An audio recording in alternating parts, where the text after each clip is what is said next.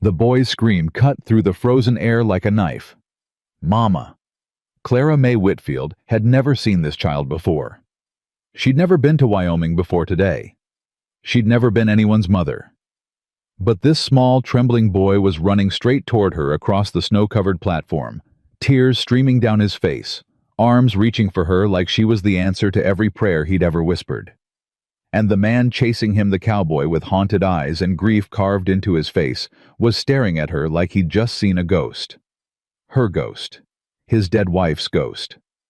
This is the story of Clara May Whitfield, the mail-order bride who came to marry one man but found herself chosen by a broken family who needed her more than she ever imagined. Stay until the end and comment what city you're watching from so I can see how far this story travels. Subscribe now because this journey is just beginning. The train lurched to a stop, and Clara May Whitfield's heart stopped with it. Silver Creek, Wyoming Territory. December 1878. She was here. After 18 days of travel, after selling everything she owned, after writing her name on a contract that promised her to a stranger, she was finally here. Clara pressed her palm flat against her chest, feeling her heartbeat return in hard, painful thuds. Her fingers were numb from the cold that seeped through the train's thin walls. Her dress, the nicest one she owned, was wrinkled beyond repair.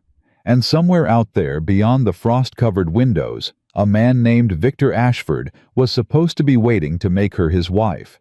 She didn't love him. She'd never met him. But love was a luxury Clara had stopped believing in years ago. "Silver Creek," the conductor bellowed. "End of the line. Everybody off." Clara reached beneath her seat for the carpetbag that held everything she owned in this world. 2 dresses, her mother's rosary, a hairbrush with a cracked handle, and 11 letters from Victor Ashford tied together with a ribbon that had once been white but was now gray from handling. 11 letters. That's all she knew of the man she'd agreed to marry. Respectable widow seeks honest woman for marriage. Must be willing to work. No questions asked about past. No questions asked. Those 3 words had saved her life. Clara stood her legs stiff from sitting and made her way down the narrow aisle. Other passengers pushed past her, families reuniting, businessmen in expensive coats, a preacher clutching his Bible. They all had somewhere to be, someone waiting for them. Did she? The cold hit her the moment she stepped onto the platform. Not the gentle cold of a Massachusetts winter, but something sharper, crueler, a cold that seemed personal, like Wyoming itself was testing her right to be here. Clara pulled her thin shawl tighter and looked around. The platform was crowded despite the weather. Cowboys stomped their boots to stay warm. Women in heavy wool coats hurried toward waiting wagons. Children chased each other through the snow, their laughter high and bright against the gray afternoon sky. But no one approached her. No one called her name. Clara stood perfectly still, her carpetbag clutched in both hands, and waited. Minutes passed. The crowd thinned.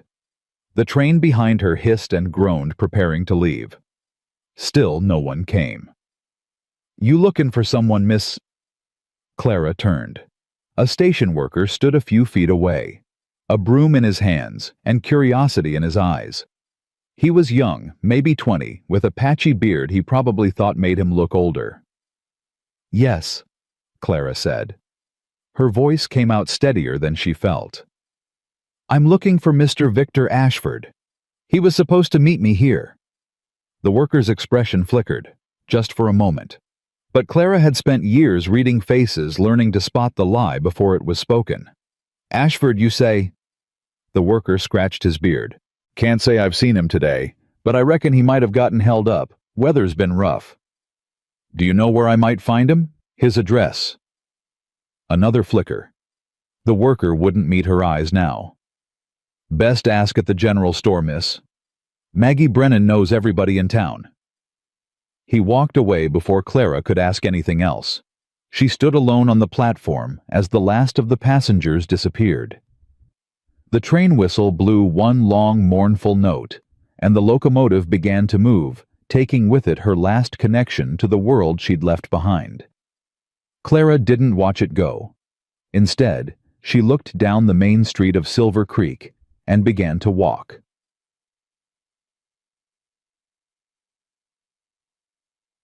The general store was warm at least. A pot-bellied stove crackled in the corner, and the smell of coffee and tobacco hung in the air. Clara stepped inside and felt the eyes of every person in the room turn toward her. 3 men at a table near the window, an elderly couple examining bolts of fabric, a young mother with a baby on her hip, and behind the counter, a woman with steel-gray hair and a gaze sharp enough to cut glass. That would be Maggie Brennan. Clara approached the counter, keeping her spine straight and her chin up. She'd learned long ago that showing weakness only invited attack. "Good afternoon," she said. "I'm looking for Mr. Victor Ashford. I was told you might know where to find him."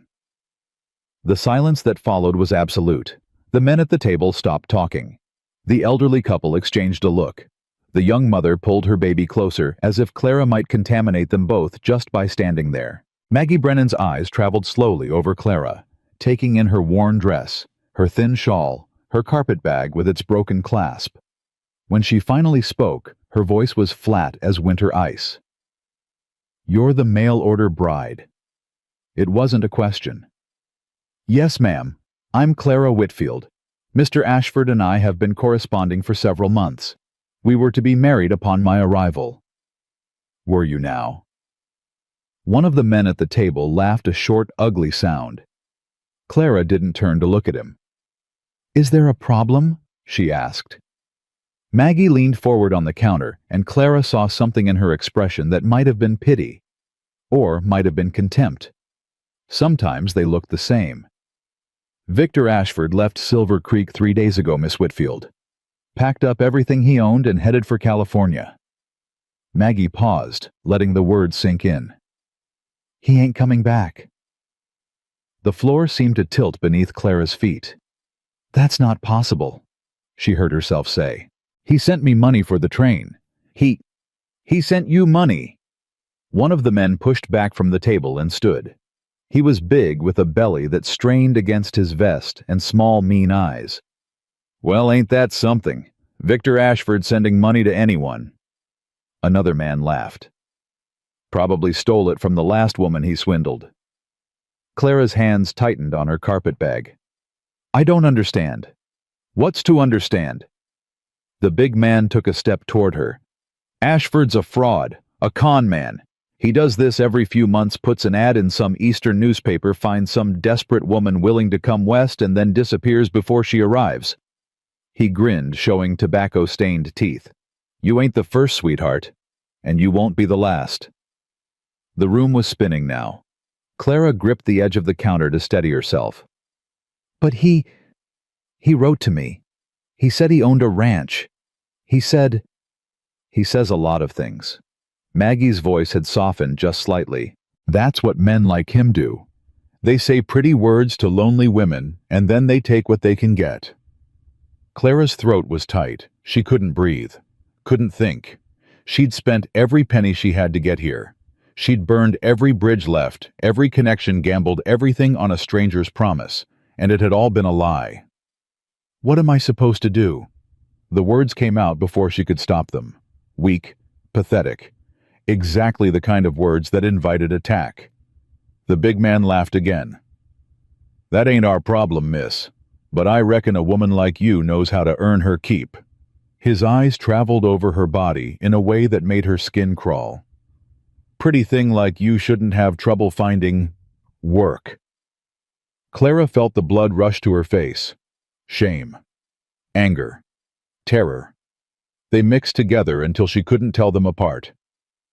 "That's enough, Bill." Everyone turned.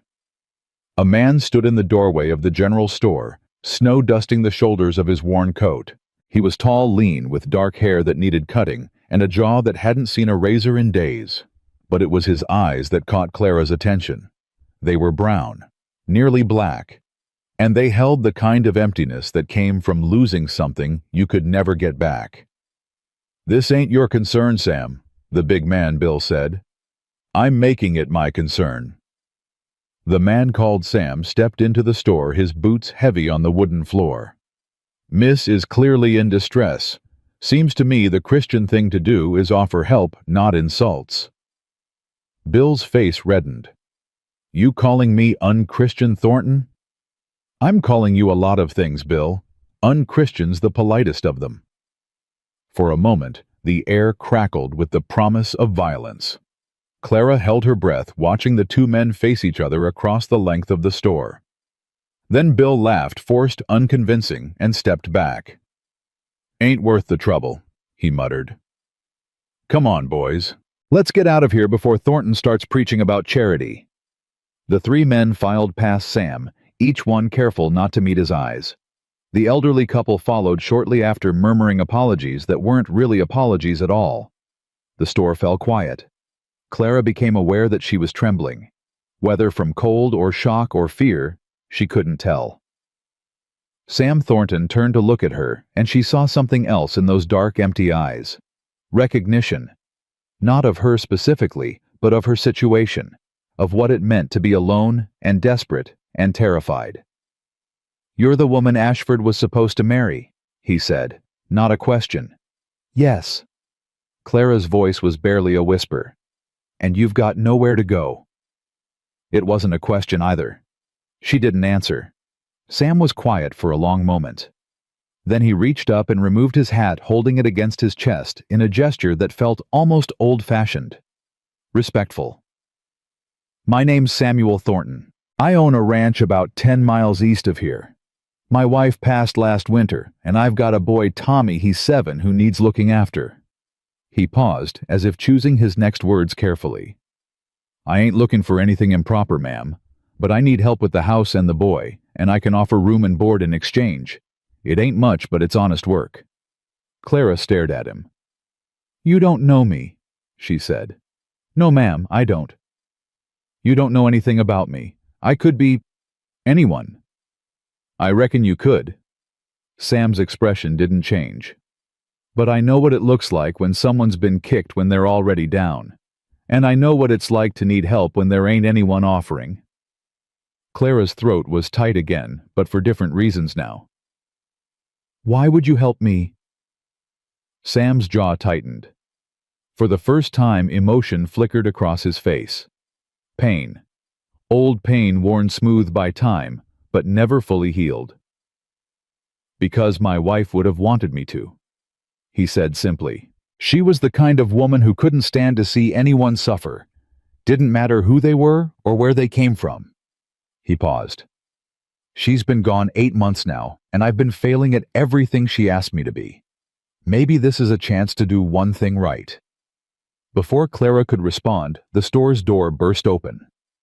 A small figure flew through the entrance, a boy, maybe 7 years old, with dark hair plastered to his forehead and panic written across his face. "Papa!" he screamed. "Papa, you gotta come the barn!" And then the boy saw Clara. He stopped mid-sentence, mid-step, mid-breath. His eyes went wide. His face went pale. "Tommy?" Sam's voice sharpened with concern. "Tommy, what about the barn?" But Tommy wasn't listening to his father. He was staring at Clara with an expression that made her blood run cold. It was the look of someone who'd just seen something impossible, something miraculous, something terrifying. "Mama." The word came out as a whisper. "Mama, is that you?" Clara's heart stopped. "Tommy." Sam moved toward his son, his voice strained. "Tommy, that's not... Mama." The boy launched himself across the store, moving faster than Clara thought possible. Before she could react, before she could speak, before she could do anything at all, Tommy had thrown himself at her, his small arms wrapping around her waist with desperate strength. "Mama! Mama! Mama!" He was sobbing now, his whole body shaking. "You came back. I knew you'd come back. I prayed every night, and you came back." Clara stood frozen, the boy clinging to her like she was the only solid thing in a world that had tilted off its axis. "I'm sorry," she heard herself say. Her voice sounded strange, distant. I'm so sorry, sweetheart. But I'm not. You are. Tommy looked up at her, and Clara saw his mother's ghost in his eyes, saw what this boy had lost, saw the crater it had left in his small soul. You look just like her. You have the same hair and the same eyes, and you even smell like her. Clara's chest was so tight she could barely breathe. She looked at Sam, desperate for help, and found him standing motionless, his face a mask of agony. He does this, Sam said, his voice barely audible. Sees her everywhere, in every woman who passes through town. He swallowed hard. But he's never run to anyone before. He's never... Tommy was still crying, still clutching Clara's dress with white-knuckled hands. Don't go away again, the boy pleaded. Please don't go away again. I'll be good. I'll be so good. I'll do all my chores, and I won't complain about eating vegetables, and I won't... Sweetheart. Clara's hands moved of their own accord, settling on the boy's thin shoulders. She could feel his bones through his shirt. Could feel him trembling. Sweetheart, look at me. Tommy looked up, tears streaming down his face. My name is Clara, she said gently. Clara May Whitfield. I came here on a train today from very far away. I've never been to Wyoming before. I've never met you before. She paused, choosing her words carefully. I'm not your mama. Tommy's face crumpled. But you look like her. I know. I know I do. Clara didn't know that, not really, but something told her it was true. But I'm not her. I'm sorry. I'm so sorry. For a long moment, Tommy just stared at her. Clara watched the hope drain from his eyes, like water from a broken cup, watched the devastation settle in its place. And then, the boy did something that broke her heart completely. He didn't let go. He pressed his face against her dress and held on tighter, and when he spoke, his voice was so small she could barely hear it. Can you stay anyway? Clara's eyes burned. She blinked rapidly, refusing to let the tears fall. Tommy? Sam's voice was rough. Tommy, come here. Let Miss Whitfield go. No. Tommy's grip tightened. No, Papa, please. Please let her stay. Please. Tommy? I know she's not Mama. The boy's voice cracked. I know, but she's nice, Papa. She didn't push me away. She didn't laugh at me like Mrs. Crawford did. She talked to me like I mattered. He looked up at Clara, his face streaked with tears and snot and desperate hope. Please, please, can she come home with us? Just for a little while. Clara's throat was so tight she could barely breathe. She looked at Sam and found him looking back at her. And in that moment, something passed between them, something unspoken but understood. They were both broken. They were both lost. And somehow this small boy had found a way to tether them together. Ma'am. Sam's voice was formal, careful. I made you an offer before my son interrupted. I want you to know that offer still stands, no more, no less than what I said. Room and board for honest work. Nothing improper expected or wanted. Clara should have refused. She knew that. Every instinct she'd developed over years of surviving on her own told her to run to get out of this situation before it became more complicated than she could handle. But Tommy was still clinging to her dress, and Sam was looking at her with eyes that had seen the same darkness she knew. And somewhere outside, the snow was falling harder, and she had $11 to her name and nowhere in the world to go. All right, she heard herself say. I'll come with you. Tommy's face transformed. The grief didn't disappear. It was still there, lurking beneath the surface, but something else joined it, something that looked dangerously like hope. Thank you, Sam said quietly. I'll get the wagon. We should leave before the storm gets worse. He settled his hat back on his head and walked toward the door. But before he reached it, he paused and looked back at his son. Tommy, he said gently, you need to let Miss Whitfield go now. Tommy hesitated. Then slowly, reluctantly, He released his grip on Clara's dress. But he didn't step away. He stood right beside her, close enough that his shoulder brushed against her hip. "Can I hold your hand?" he asked. "Just until we get to the wagon." Clara looked down at this small wounded boy who'd just called her mama in front of a store full of strangers, who'd clung to her like she was his last hope in a world that had already taken too much from him. She should say no. She should establish boundaries. She should protect both of them from the inevitable pain that was coming. Instead, she held out her hand.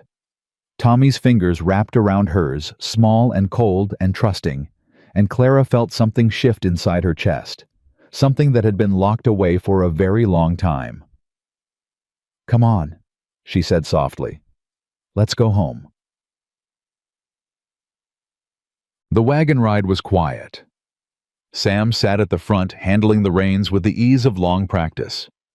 Clara sat behind him on a bench, made soft with blankets, Tommy pressed against her side like a small warm shadow. The boy hadn't let go of her hand since they'd left the store. Clara watched the town of Silver Creek disappear behind them, swallowed by snow and distance. She thought about Victor Ashford, the man who'd promised her a new life and delivered her into humiliation instead. She thought about the money she'd spent on train fare money she'd saved for 3 years, penny by penny, dream by dream. She thought about the faces of the people in that store, the contempt, the pity, the mean-spirited glee of Bill and his friends, who'd looked at her like she was something to be used up and thrown away. And then she thought about Sam Thornton, who'd stepped between her and that cruelty without asking for anything in return. Who'd offered her shelter because his dead wife would have wanted him to, who was carrying his own grief like a stone around his neck and somehow still found room to help a stranger. "Miss Clara." Tommy's voice pulled her from her thoughts. "Yes. Are you sad?" Clara looked down at the boy's upturned face. His eyes were still red from crying, but there was something else in them now. Concern. For her. "A little," she admitted. "Today didn't go the way I expected. Because the man you were supposed to marry wasn't there." "Yes." Tommy was quiet for a moment, processing this. "I'm glad he wasn't there," he said finally. Clara blinked. "Why?" "Because if he was there, you would have married him. And then you couldn't come home with us." The simple logic of it, the child's faith that everything happened for a reason, made Clara's chest ache. "Tommy," she said carefully, "you know I'm not staying forever, right? I'm going to help out for a little while, until I can figure out what to do next." Tommy's hand tightened around hers. "I know," he said, but his voice said something different. His voice said he was already planning ways to make her stay. Clara didn't have the heart to argue. The Thornton Ranch appeared through the snow like a promise. It was modest, a 2-story house with a wraparound porch, a barn that needed painting, a chicken coop, a fence that listed slightly to one side. Everything about it said working family, said honest labor, said this is what we built with our own hands. But there was something else too. Something Clara noticed the moment the wagon pulled into the yard. The curtains in the windows hung crooked. The garden was buried under snow, but she could see the dead stalks of plants that hadn't been harvested before the frost. A child's toy, a wooden horse, lay abandoned on the porch steps, half covered in white. This was a house that had stopped being tended, a home that had lost its heart. Sam pulled the wagon to a stop and climbed down without a word. He came around to help Clara, offering his hand with that same formal courtesy he'd shown in the store. "It ain't much," he said, and for the first time, she heard something like shame in his voice. "House needs work. Everything needs work. I haven't been able to keep up." "It's fine," Clara said. And she meant it.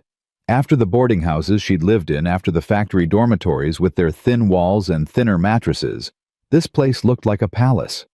Tommy jumped down from the wagon and grabbed Clara's hand again, tugging her toward the house. "Come on, I want to show you my room. And the kitchen. Mama used to make the best biscuits in the kitchen. Do you know how to make biscuits? Papa tries, but they always come out like rocks. He says Mama took the recipe with her to heaven and won't share. Tommy. Sam's voice was gentle, but firm. Let Miss Whitfield catch her breath. She's had a long journey. Tommy's face fell, but he nodded and released Clara's hand. Sorry, he mumbled. It's all right, Clara said. She reached out and touched his shoulder lightly. I'd love to see your room. Just give me a few minutes to warm up first, okay? The smile that spread across Tommy's face was like sunrise breaking through storm clouds. Okay, I'll go get ready. I'll clean up my toys and everything. He raced toward the house boots pounding on the snow-covered steps. The door banged shut behind him. Clara and Sam stood alone in the yard. He gets attached, Sam said quietly. Too quick, too deep. His mama was the same way. He paused, his jaw tightening. I should warn you, he's going to test your limits. He's going to push and push, trying to see if you'll leave, trying to make you prove you're not going anywhere. And what should I do when that happens? Sam turned to look at her, and in his eyes she saw the weight of 8 months of solo parenting, of trying to be enough when he'd never felt like enough, even when his wife was alive. I don't know, he admitted. I've been failing that test since the day she died. Clara studied this man, this stranger who'd rescued her from humiliation and was now confessing his failures like they were sins he needed to atone for. Why did you really offer to help me? She asked. And don't tell me it's because your wife would have wanted it. That's part of it, but it's not all of it. Sam was quiet for a long moment. Because you didn't flinch, he said finally. What? In the store, when Bill was saying those things to you, when everyone was staring. Sam's voice was low, rough. You didn't flinch, didn't cry, didn't beg. You just stood there, took it, like you'd taken worse and survived. Clara felt something cold move through her chest. That's not strength, she said. That's just practice. Maybe. Sam settled his hat lower on his head. But I've seen people break under less. Seen them give up, give in, let the world grind them down until there's nothing left. He met her eyes. You didn't break. And I reckon I needed to see that someone could take a hit and stay standing. Because most days, I ain't sure I can do it myself. The honesty of it stunned her.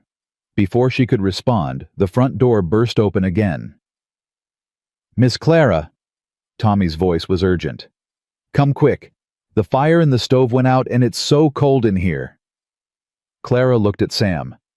Something passed between them. Not understanding, not yet, but the beginning of something. The acknowledgement that they were both standing at the edge of the same cliff, both afraid of falling, both too tired to walk away. We should go inside, Clara said. Yeah. Sam picked up her carpet bag from the wagon. We should. They walked toward the house together, their breath making clouds in the frozen air. And as Clara stepped across the threshold, leaving the cold behind, she allowed herself one small, dangerous thought. Maybe this could work. Maybe she'd finally found a place to belong. She didn't know, then couldn't know, that Victor Ashford wasn't gone at all, that he was watching this ranch from the hills above town, making plans that would test everything she thought she knew about survival. She didn't know that the real fight was just beginning. All she knew was that a small boy's hand had found hers again in the darkness of the house, and for the first time in years, she didn't want to let go. The fire took 3 attempts to light. Clara's fingers were numb, clumsy from cold, but she refused to let Sam see her struggle. She'd spent 10 years lighting stoves in factory dormitories and boarding houses. She wasn't about to be defeated by a cast-iron stove in Wyoming. Got it, she said, as flames finally caught the kindling. Tommy cheered from the doorway. See, Papa? I told you she could do it. Sam said nothing. He stood by the kitchen table watching Clara with an expression she couldn't read. Not suspicion exactly. Something closer to disbelief. The woodbox is nearly empty, Clara observed, straightening up. Is there more in the barn? I'll fetch it. Sam reached for his coat. "Tommy, show Miss Clara where things are. And don't be a pest. I know Papa." Tommy grabbed Clara's hand and tugged. "Come on, I'll show you Mama's kitchen." The words hit Clara like a fist to the chest. Mama's kitchen. Not the kitchen. Not our kitchen. Mama's. Everything in this house still belonged to a ghost. Tommy pulled her through the doorway, chattering about which drawer held the spoons, and where his mama kept the sugar, and how the pantry door stuck if you didn't lift it just right. Clara listened, nodded, filed away each piece of information. But her eyes were cataloging something else entirely. Dust on every surface. Dishes piled in the sink crusted with food that had been there for days. A pot on the stove with something burned black at the bottom. Cobwebs in the corners. A child's drawing tacked to the wall, its edges curling with age. 8 months. Sam had said his wife died 8 months ago. This house hadn't been cleaned in at least that long. "And this is where Mama kept her recipe book," Tommy was saying, pulling open a drawer. "See? She wrote everything down so she wouldn't forget. But she never needed to look. She knew all the recipes by heart." He held up a small leather journal, its pages soft with use. Clara took it carefully, reverently, as if it might crumble in her hands. "Can I look at this? Sure, maybe you can make her biscuits?" Tommy's face was so hopeful it hurt. "Papa says they're impossible without Mama, but maybe you could do it. You look like her. Maybe you cook like her, too." Clara opened the journal. The handwriting inside was neat and precise, each recipe accompanied by small notes in the margins. Sam likes extra butter. Tommy won't eat raisins. Add a pinch of cinnamon, don't tell anyone. These weren't just recipes. They were love letters. Messages from a woman who'd expected to cook these meals for decades, not knowing her time was running out. Clara closed the journal gently. "I'll try," she said. "I can't promise they'll be as good as your mama's, but I'll try." Tommy's smile could have lit the whole house. The back door banged open, and Sam appeared with an armload of firewood. His eyes went immediately to the journal in Clara's hands. "She found Mama's recipes," Tommy announced. "She's gonna make biscuits." Sam's jaw tightened, just slightly, just enough for Clara to notice. "That's so," he said. "If you don't mind." Clara set the journal on the counter carefully. "I thought I might make supper tonight. Give you both a proper meal." "You don't have to." "I want to." Clara met his eyes. "You offered me a job, Mr. Thornton. Let me do it." Something flickered in Sam's expression. Respect, maybe, or relief. "All right," he said. "I'll get more wood." He was gone before she could respond. Tommy tugged at her sleeve.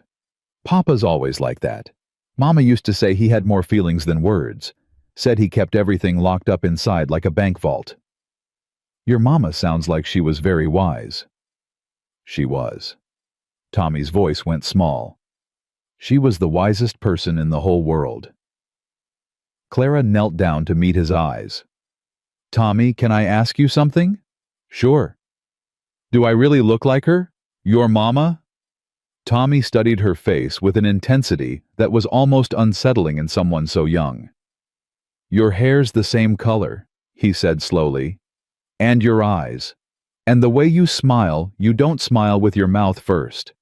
You smile with your eyes like she did." He paused. "But you're different too." "How?" Mama was soft, like bread dough before you bake it. Warm and soft, and she hugged like she never wanted to let go. Tommy's voice dropped to a whisper. "You're harder. Like you've been baked already. Like something hurt you and made you tough." Clara's throat closed up. 7 years old. This child was 7 years old, and he could see right through her. "You're right," she said quietly. "Something did hurt me. A lot of somethings, actually." "Is that why you came here to get away from the somethings?" "Yes." Tommy nodded seriously. "That's okay. Mama always said home was where you went to heal. Maybe you can heal here too." Clara didn't trust herself to speak. She just pulled the boy into a hug, holding him tight, feeling his small arms wrap around her neck. She'd known this child for less than 3 hours. She already knew she would die to protect him. The first week passed in a blur of work. Clara attacked the house like it was an enemy to be conquered. She scrubbed floors until her knuckles bled. She washed windows until they sparkled. She beat rugs and aired linens and organized cupboards and cleared away 8 months of accumulated grief. Sam watched her with a mixture of gratitude and something that looked almost like guilt. "You don't have to work so hard," he said one evening, finding her on her hands and knees scrubbing the kitchen floor. "I didn't hire you to kill yourself." "I'm not killing myself." Clara sat back on her heels, pushing hair from her face. "I'm fixing things. There's a difference." "Is there?" The question hung between them, heavy with meaning neither of them was ready to address. Clara returned to scrubbing. "The pantry needs restocking. I made a list. Is there a day you go to town for supplies?" "Saturday, usually." "I'll come with you. See if anyone in Silver Creek is hiring for sewing work. I'm good with a needle. Might be able to bring in some extra income." Sam's expression darkened. "You don't need extra income. Room and board, that was the deal. And I appreciate it. But I won't be a burden longer than I have to be." "You're not a burden." The words came out fierce, almost angry. Clara looked up startled. Sam's hands were clenched at his sides. His jaw was tight. "Sorry," he said after a moment. "I didn't mean to. I just—" He took a breath. "Rebecca, my wife, she always said I had a temper like summer lightning. Comes out of nowhere, disappears just as fast." "Rebecca." Clara said the name carefully. "That was her name." "Yeah." Sam's voice softened. "Rebecca Ann Thornton. Most beautiful woman I ever saw. Walked into the general store in Silver Creek 15 years ago and I forgot how to talk. Just stood there staring like a damn fool until Maggie Brennan threw a dish rag at my head." Clara felt something shift in her chest. Not jealousy, she had no claim on this man's heart. But something, longing maybe, for the kind of love he was describing. "How did you finally talk to her?" "Didn't." A ghost of a smile crossed Sam's face. "She talked to me, walked right up, bold as brass, and said, 'You gonna stand there catching flies, or are you gonna offer to carry my packages?' Nearly swallowed my own tongue. She sounds brave. Bravest person I ever knew." The smile faded. Right up until the end. Clara stopped scrubbing. "What happened, if you don't mind my asking?" Sam was quiet for a long moment. When he spoke, his voice was distant. "Fever came through last winter. Bad one. Half the territory was laid up with it. Rebecca caught it first, probably from nursing the Hendersons' kids when their ma got sick." He paused. "She was fine for a few days. Then she wasn't." "How long?" 5 days. Sam's hands opened and closed. 5 days from the first cough to the last breath. Doc Hartley came out twice, but there wasn't anything to do. She just faded, like a candle burning down. Clara thought of her own mother coughing blood into a handkerchief, growing thinner and grayer, until she simply stopped existing. "I'm sorry," she said. "I know those words don't help, but I'm sorry." "Tommy was with her at the end." Sam's voice cracked. "I'd gone to the barn to check on a sick calf. Wasn't gone more than 20 minutes. When I came back—" He stopped, swallowed hard. He won't talk about it. What happened while I was gone. What she said to him. He just shuts down whenever I ask. Clara's heart broke all over again. Maybe he's not ready. Maybe. Sam looked at her, and in his eyes she saw the full weight of his guilt. Or maybe he blames me, for not being there, for letting him face it alone. He was with her. She wasn't alone. That matters, Sam. That matters more than anything. The use of his first name surprised them both. Clara felt heat rise to her cheeks. "I'm sorry, Mr. Thornton, I shouldn't have—" "Sam's fine." His voice was rough. "Mr. Thornton was my father, and he was a mean old bastard who beat his sons for fun. I'd rather not carry his name any more than I have to." Another piece of the puzzle clicked into place. Sam's stiffness, his formality, the way he held himself apart from everyone, even his own son. He'd been taught that love came with fists. "Sam, then," Clara said softly. "And you can call me Clara." Their eyes met. Something passed between them, fragile, uncertain, but real.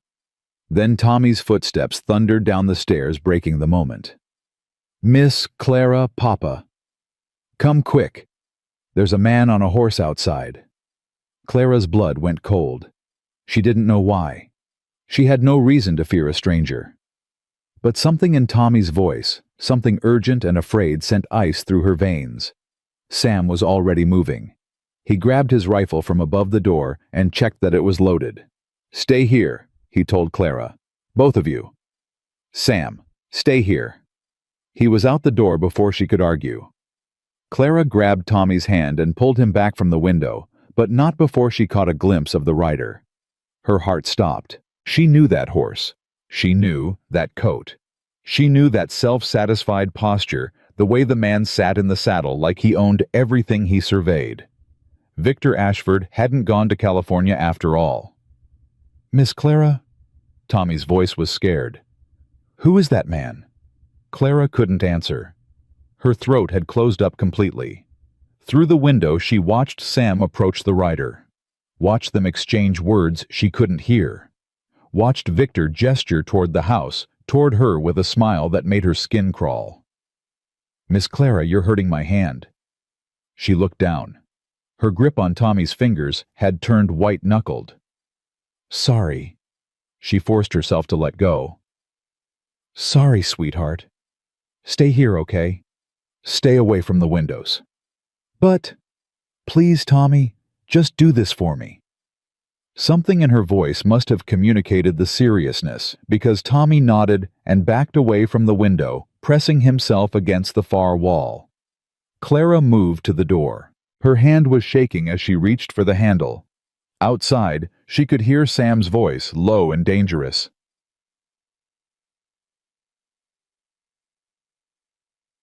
"Don't know what you're talking about. There's no woman here." "Come now, Mr. Thornton." Victor's voice was smooth as oil. "I saw the wagon tracks. I know she's here. And I must say, I'm disappointed. I thought men of the West had a code of honor. Stealing another man's bride hardly seems honorable, does it? She ain't your bride. She ain't anyone's bride. She's my housekeeper, and you've got no claim on her." "Ah, but that's where you're wrong." Clara heard papers rustling. "I have a contract. Signed by Miss Whitfield herself. She agreed to marry me in exchange for passage to Wyoming. She's taken my money and broken her word. In most courts, that's called breach of promise." Clara's stomach turned to ice. She hadn't taken his money. She'd paid for her own passage, borrowed every penny from the factory supervisor who'd let her go. But Victor was holding papers, contracts she'd signed months ago before she knew what kind of man he was. "I don't give a damn about your papers." Sam's voice was steel. "Get off my land." "This doesn't have to be unpleasant, Mr. Thornton. Just send the woman out. I'll take her off your hands and you can go back to your simple life." "I said get off my land." A long pause. Clara held her breath. "Very well." Victor's voice had lost its smoothness. Underneath was something cold, something dangerous. "But this isn't over. That woman is mine by contract, and I always collect what's owed to me." Hoofbeats, receding into the distance. Clara's knees gave out. She sank to the floor, her back against the door, her whole body shaking. "Miss Clara." Tommy was beside her in an instant, his small hands on her face. "Miss Clara, what's wrong? Who was that man? Why are you crying?" She hadn't realized she was crying. The door opened behind her, and Clara scrambled to her feet. Sam stood in the doorway, rifle still in his hands, his face a mask of barely controlled fury. "That was Victor Ashford," he said. It wasn't a question. Clara nodded. The man you were supposed to marry. Another nod. Sam's jaw tightened. He's got papers. Says you signed a contract. I did. Clara's voice came out as a whisper. Months ago. Before I knew what he was. Before I knew he'd done this to other women. Other women. That's what they said at the store. That he's done this before. Found women through advertisements, taken their money, then disappeared. Clara hugged herself. I didn't give him money. I swear to you, Sam, I paid my own way, but I don't have proof. Sam was quiet for a long moment. Clara watched his face, waiting for the accusation. Waiting for him to tell her to leave, to take her problems with her, to stop dragging his family into her mess. Instead, he set the rifle back on its hooks and turned to face her. Doesn't matter. Clara blinked. What? Doesn't matter if you have proof or not. Doesn't matter what papers he's waving around. Sam's voice was hard as iron. You're under my roof. That makes you my responsibility. And I don't let anyone take what's mine. I'm not. You are. Sam cut her off. For as long as you're here, you're under my protection. And Victor Ashford is going to learn real fast what happens when someone threatens my people. Clara stared at him. No one had ever protected her before. Not her mother, who'd been too sick to protect anyone. Not the factory supervisors who'd worked her half to death. Not the boarding house owners who'd looked the other way when men came sniffing around. She'd always protected herself. But now this man, this stranger she'd known for less than a week, was standing between her and danger, like it was the most natural thing in the world. Why? She asked. Sam frowned. Why what? Why would you do this for me? You don't know me. You don't owe me anything. Why risk making an enemy of a man like Ashford? For a long moment, Sam didn't answer. Then he did something unexpected. He smiled. It was small, barely a curve of his lips, but it transformed his face. Made him look younger. Made him look like the man he'd been before grief carved him hollow. Because it's the right thing to do, he said simply. And because Rebecca would have had my hide if I did anything less. Tommy, who'd been watching this exchange with wide eyes, suddenly threw himself at his father. I knew it, he crowed. I knew you'd protect her. You're a hero, Papa. Like in the stories Mama used to tell. Sam caught his son, lifting him up. I ain't a hero, Tommy, just a man trying to do right. That's what heroes say. Tommy squirmed around to look at Clara. See? I told you you're safe here. Papa won't let anyone hurt you. Clara looked at this man and this boy, her strange, broken, accidental family, and felt something she hadn't felt in years. Hope. But even as hope flickered to life in her chest, she knew this wasn't over. Victor Ashford had promised to come back, and men like him always kept their promises. Saturday came too fast. Clara stood in front of the mercantile, her heart pounding against her ribs. She'd insisted on coming to town, despite Sam's protests. She needed thread and fabric if she was going to start taking in sewing work. She needed to prove she could contribute. She needed to not be a coward. Sam had dropped her off with a warning. Don't let anyone get to you. Whatever they say, however they look at you, it's just words. They can't hurt you unless you let them. Easy for him to say. He hadn't spent his whole life being judged and found wanting. The bell above the door jingled as Clara entered. Maggie Brennan looked up from behind the counter. Her expression didn't change, but something in her posture shifted, hardened. Mrs. Thornton's housekeeper, she said. Not Clara, not Miss Whitfield, just a label. Good morning, Mrs. Brennan. Clara kept her voice steady. I need thread, please, white and brown, and whatever fabric you have that's suitable for mending. Maggie didn't move to help her. Heard Victor Ashford came by the Thornton place earlier this week. Clara's stomach tightened. News traveled fast in small towns. She'd forgotten that. Yes, ma'am. Heard Sam sent him away with a flea in his ear. Yes, ma'am. Maggie studied her for a long moment, Clara felt like a bug under glass. You know what people are saying, don't you? Clara lifted her chin. I can imagine. They're saying you've got Sam Thornton wrapped around your finger, that you set this whole thing up, the abandoned bride routine, to worm your way into a widower's house and his bed. The words hit like physical blows. Clara felt blood rush to her face. That's not true. Doesn't matter if it's true. Maggie's voice was flat. What matters is what people believe. And right now they believe you're a schemer who's taking advantage of a grieving man. Then people are wrong. Clara's voice shook, but she didn't look away. I didn't ask for any of this. I came here to marry Victor Ashford because I had nowhere else to go. When he abandoned me, Sam offered me work, honest work, and I took it. That's all. Is it? Yes. Maggie was silent for a moment. Then, unexpectedly, she laughed. You've got spine, girl. I'll give you that. She reached under the counter and produced a bolt of brown fabric. Most women in your position would be crying by now, or lying through their teeth. I don't cry in public, and I'm a terrible liar. Maggie cut the fabric with quick, efficient strokes. Rebecca was the same way, spine like an iron rod, and no patience for dishonesty.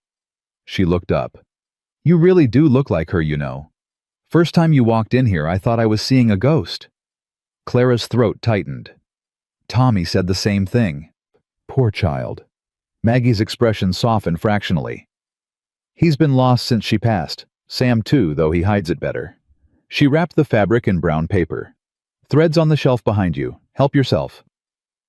Clara selected the thread she needed and returned to the counter. When she reached for her money, Maggie held up a hand. Put it away. I can pay. I said put it away. Maggie's voice was firm. Consider it a welcome to Silver Creek. God knows you didn't get much of one last week. Clara didn't know what to say. She'd expected hostility, not kindness. Thank you, she managed. Maggie nodded curtly. Don't thank me yet. People in this town have long memories and longer tongues. You've got an uphill battle ahead of you, Miss Whitfield. Whether you climb it or fall is up to you. Clara tucked the package under her arm. I've been climbing uphill my whole life, Mrs. Brennan. I'm not about to stop now.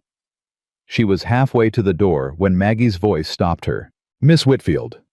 Clara turned. Maggie's expression was strange, almost reluctant. Victor Ashford isn't a man to cross lightly. He's got friends in this town. Important friends. If he decides to make trouble for you... She paused. Be careful. That's all I'm saying. Thank you for the warning. Wasn't a warning, just a fact. Maggie returned her attention to her ledger. Now get on home before people start talking more than they already are. Clara walked out into the winter air, her mind churning. Important friends. Victor had important friends in Silver Creek. Who the sheriff, the banker, one of the ranchers. She was so lost in thought that she almost walked straight into the man blocking her path. Miss Whitfield. Clara's blood turned to ice. Victor Ashford stood before her, his smile wide and dangerous. What a pleasant surprise, he said. I was just thinking about you. Clara took a step back. Stay away from me. Now, is that any way to greet your fiancé? Victor moved closer. We have unfinished business, you and I. Contracts to honor. Promises to keep. I'm not your fiancé. I never was. The papers say otherwise. Victor's smile didn't reach his eyes. And I'm a man who believes in the sanctity of legal documents. Aren't you? Clara's hands were shaking. She clenched them into fists, hiding them in the folds of her skirt. Sam Thornton told you to leave me alone. Sam Thornton is a dirt farmer with delusions of importance. Victor's voice hardened. He's nothing. Less than nothing. And if he thinks he can steal what belongs to me, he's about to learn a very painful lesson. I don't belong to you. You signed a contract. Contracts can be broken. Victor laughed a cold, ugly sound. Oh, Clara, Sweet, naive Clara. He reached out and touched her face. She flinched away. You really think running to some pathetic widower is going to save you? Victor's voice dropped to a whisper. I've destroyed better women than you. Women with money, with connections, with families who tried to protect them. You have nothing. You are nothing. And when I'm done with you, everyone in this territory will know it. Is there a problem here? The voice came from behind Clara. Deep, dangerous, familiar. Sam. Victor's expression flickered, just for a moment. Then his smile returned smooth and false. Mr. Thornton, what a coincidence. Ain't no coincidence. Sam stepped forward, positioning himself between Clara and Victor. Saw your horse outside the mercantile. Figured you might be causing trouble. Trouble? I was simply having a conversation with my fiancée. She ain't your fiancée, and this conversation is over. Victor's smile tightened. You're making a mistake, Thornton. This woman is legally bound to me. I have documents. I don't care if you have the Constitution itself. Sam's voice was deadly calm. You come near her again, I'll put a bullet in you. That clear enough? The two men stared at each other. Clara could feel the tension crackling between them. Then Victor laughed softly. Very clear, Mr. Thornton. Very clear indeed. He stepped back, tipping his hat. Good day to you both. I'm sure we'll be seeing each other again, soon. He walked away, unhurried, confident. Clara waited until he disappeared around a corner before she let herself breathe. Thank you, she whispered. Sam's hand found hers. Squeezed once. Let go. Let's go home, he said. Home. The word wrapped around her like a blanket. She followed him to the wagon without looking back, but she could feel Victor's eyes on her, watching, waiting, planning, and she knew with terrible certainty that this was only the beginning. 3 days passed without incident. Clara didn't trust it. She went through the motions of daily life, cooking, cleaning, tending to Tommy, but her eyes kept drifting to the windows. Her ears strained for hoofbeats. Every creak of the house made her heart stutter. Victor Ashford was out there somewhere, watching, waiting, planning. You're wearing a hole in the floor. Clara jumped. Sam stood in the kitchen doorway, his expression unreadable. Sorry. She forced herself to step away from the window. I can't seem to settle. Can't blame you for that. Sam moved past her to pour himself coffee. But jumping at shadows won't help. Man like Ashford, he wants you scared. Don't give him the satisfaction. Easy to say when you're not the one he's hunting. Sam turned to face her. He's hunting both of us now. I made that clear when I told him to stay away from you. Clara's throat tightened. I'm sorry. I never meant to drag you into this. You didn't drag me anywhere. I stepped in of my own free will. Sam's voice softened. That's what neighbors do out here. We look out for each other. Is that what we are, neighbors? The question hung between them. Sam's eyes held hers for a long moment. I reckon we're something, he said finally. Not sure what yet, but something. Before Clara could respond, Tommy came barreling down the stairs. Papa, Miss Clara. There's riders coming. 3 of them. Clara's blood went cold. Sam was already moving. He grabbed his rifle and checked the chamber in one smooth motion. Stay inside, he ordered. Both of you. Lock the doors. Sam? Lock the doors. He was gone before she could argue. Clara grabbed Tommy and pulled him back from the window. Her hands were shaking, but she forced her voice to stay calm. Tommy, I need you to listen to me very carefully. Can you do that? Tommy nodded, his face pale. If something happens, if those men get into the house, I want you to run. Go out the back door through the barn and ride to town as fast as you can.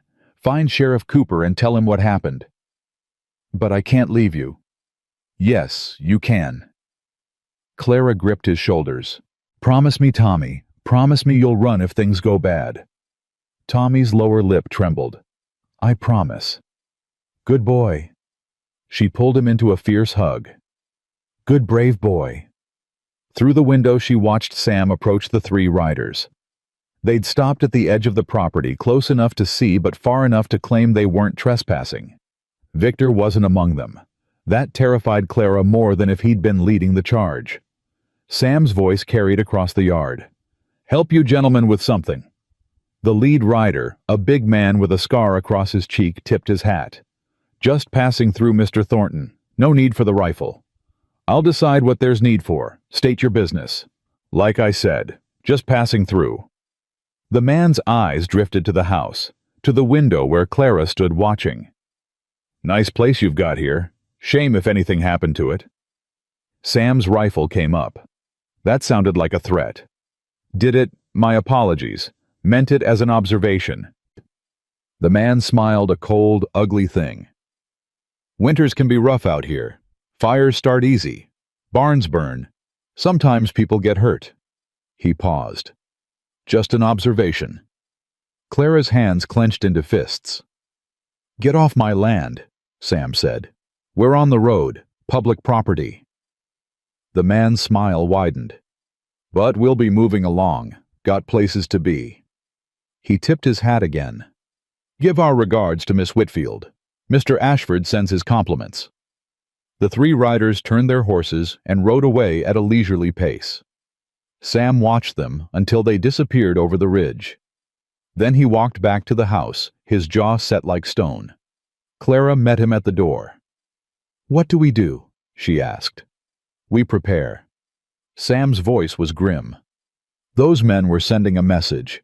Ashford wants us scared. Wants us to know he can reach us whenever he wants." "Can he?" Sam didn't answer, which was answer enough. "I should leave." The words tasted like ash in Clara's mouth. "Take myself out of the equation. If I'm not here—" "No." "Sam, be reasonable." "I said no." Sam grabbed her shoulders, his grip fierce. "You run now, he wins. You spend the rest of your life running, and he spends the rest of his hunting. That's not living, Clara. That's barely surviving. At least you and Tommy would be safe." "We wouldn't be safe. We'd be complicit." Sam's eyes burned into hers. "You think I could live with myself knowing I let a man like Ashford drive an innocent woman from my home? You think Tommy could, after everything he's already lost?" Clara's eyes filled with tears she refused to let fall. "I don't know what to do," she whispered. "I've always known what to do. Keep my head down, work hard, survive. But this, I don't know how to fight someone like him." "You don't have to fight alone." Sam's grip gentled. "That's what I've been trying to tell you. You've got me. You've got Tommy. And whether you believe it or not, you've got this town. This town thinks I'm a schemer who seduced a widower. Some of them think that. Others are starting to see the truth." Sam released her shoulders. "Maggie Brennan told me what happened at the store. Said you stood up to her. Said you didn't cry, didn't beg, didn't lie. That counts for something in Silver Creek. Does it count enough to stop Victor Ashford?" Sam's jaw tightened. "We're about to find out." That night Clara couldn't sleep. She lay in her narrow bed staring at the ceiling, listening to every sound. The wind against the windows, the creak of settling wood, the distant howl of a coyote, and underneath it all the memory of that scarred man's voice. Fires start easy, barns burn, sometimes people get hurt. She was still awake when she heard the footsteps, soft, careful, coming from downstairs. Clara's heart stopped. She reached for the lamp beside her bed, then stopped herself. Light would give away her position. Instead, she slipped out of bed in the darkness, her bare feet silent on the cold floor. The footsteps moved through the kitchen, toward the stairs. Clara grabbed the poker from beside the cold fireplace in her room. It was heavy solid. Not much of a weapon, but better than nothing. The footsteps started up the stairs. Clara pressed herself against the wall beside her door, poker raised. 1 step, 2, 3. The door handle turned. Clara swung. "Whoa!" Sam caught the poker inches from his face, his eyes wide with shock. "It's me, Clara! It's me!" Clara's legs gave out. She would have collapsed if Sam hadn't caught her. I heard footsteps, she gasped. I thought, I know. Sam helped her sit on the edge of the bed. I was checking the locks. Couldn't sleep either. Clara's whole body was shaking. She couldn't make it stop. Hey! Sam knelt in front of her, his hands on her knees. Hey, look at me. She looked. You're safe, he said. You're safe. I've got you. I almost hit you with a poker. Yeah, you did.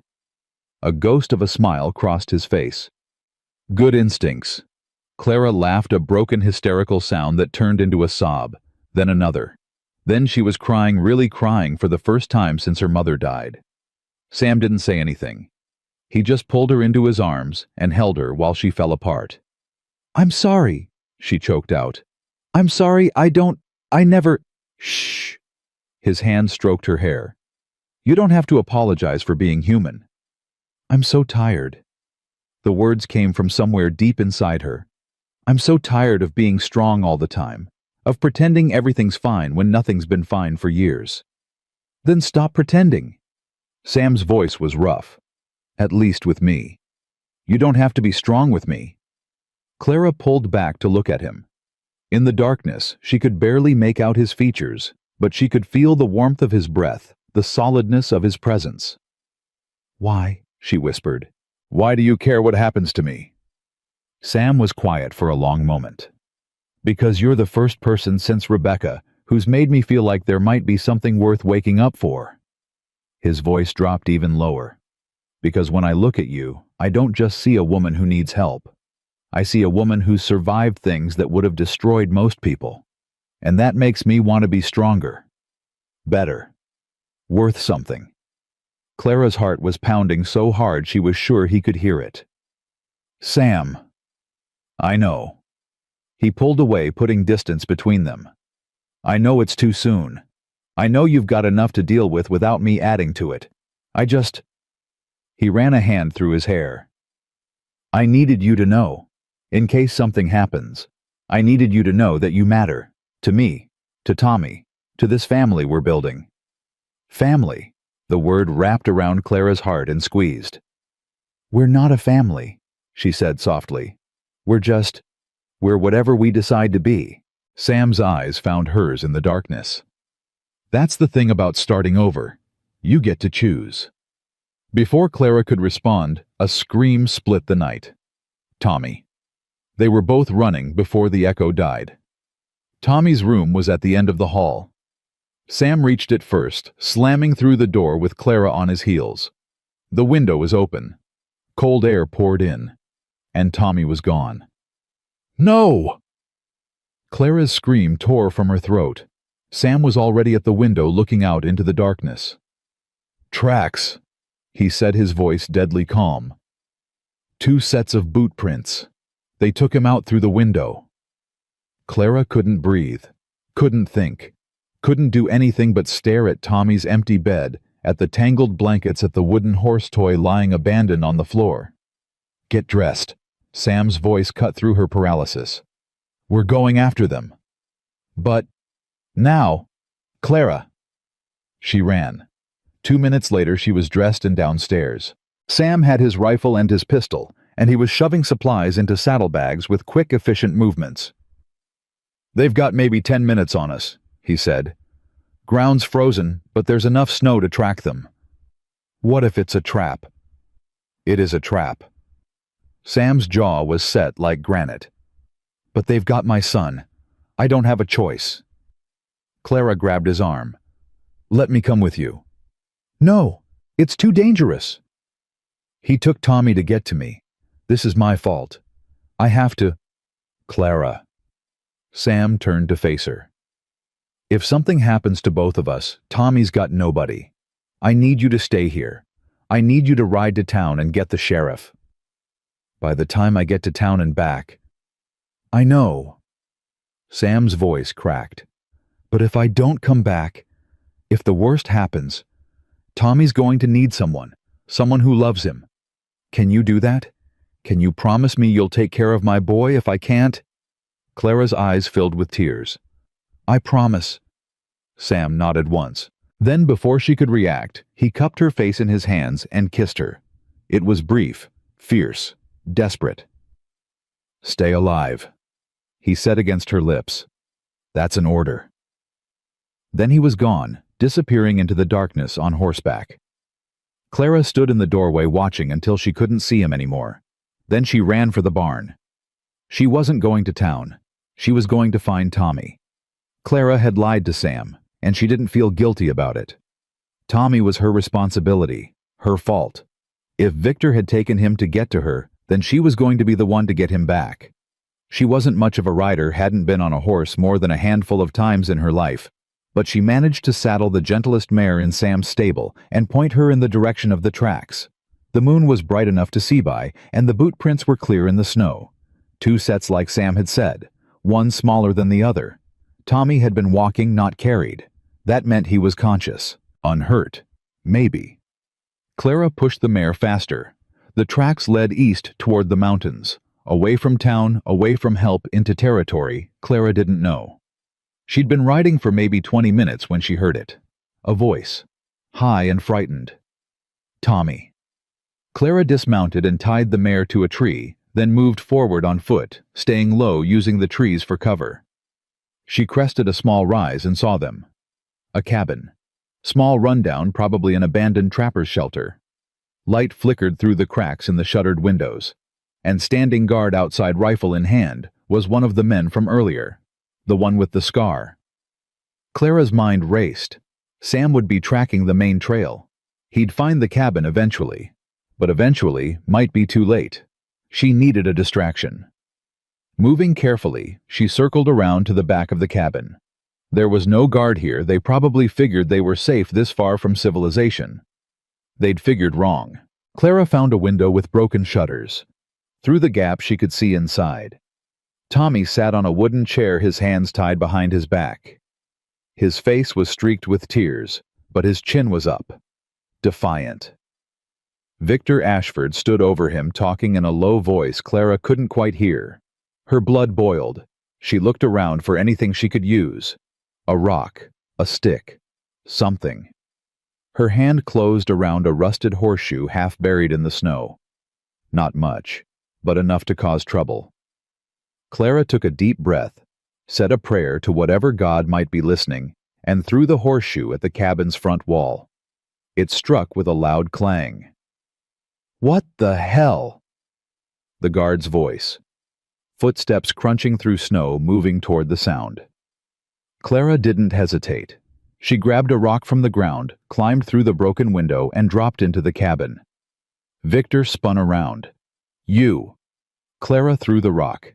It caught him square in the forehead. He staggered backward, cursing, blood streaming down his face. "Miss Clara!" Tommy's voice was pure joy. "You came! I came!" Clara was already behind him, working at the knots binding his hands. "Hold still, sweetheart. I've got you." "Behind you!" Tommy screamed. Clara turned just in time to see Victor lunging for her. She dodged, but not fast enough. His fist caught her shoulder, sending her sprawling. "You miserable little witch!" Victor's face was a mask of blood and fury. "You've ruined everything!" Clara scrambled backward.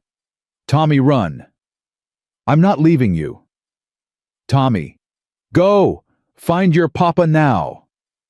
Tommy hesitated for one agonizing second. Then he ran his small body, shooting through the cabin door and into the darkness. Victor made a grab for him, but missed. "Jenkins!" he roared. "Get the boy!" The guard's voice came from somewhere outside. "Boss, I think there's someone else out here." A gunshot split the night. Victor froze. Clara's heart stopped. Then Sam's voice rang out clear and cold. "Next one goes through your head. Both of you drop your weapons and get on the ground." Victor's face contorted with rage, but he wasn't stupid. He raised his hands slowly. "This isn't over, Thornton." "Yeah, it is." Sam appeared in the doorway, rifle trained on Victor's chest.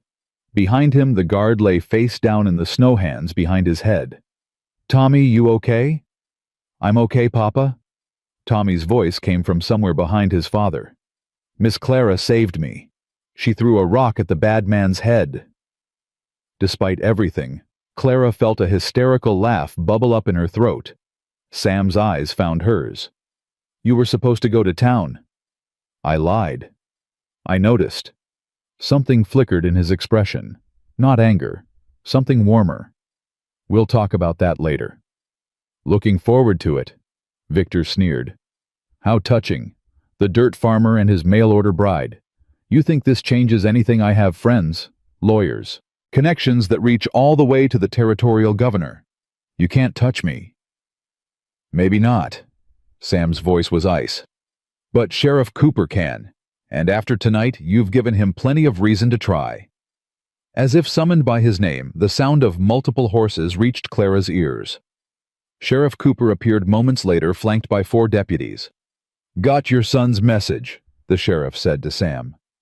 Boy rode into town screaming bloody murder. Woke up half the population. His eyes moved to Victor. Mr. Ashford, can't say I'm surprised to find you here. This is a misunderstanding, Sheriff. These people attacked me. Save it. Sheriff Cooper's voice was flat. We've got 3 other women in this territory who'll testify to your misunderstandings. Been building a case against you for months. Tonight just gave me the excuse I needed. Victor's face went pale. You can't arrest me. My lawyer can meet you in my jail. The sheriff nodded to his deputies. Take him. And that one too.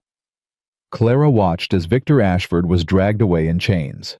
He was still protesting, still threatening, still promising retribution. But there was fear in his eyes now, real fear.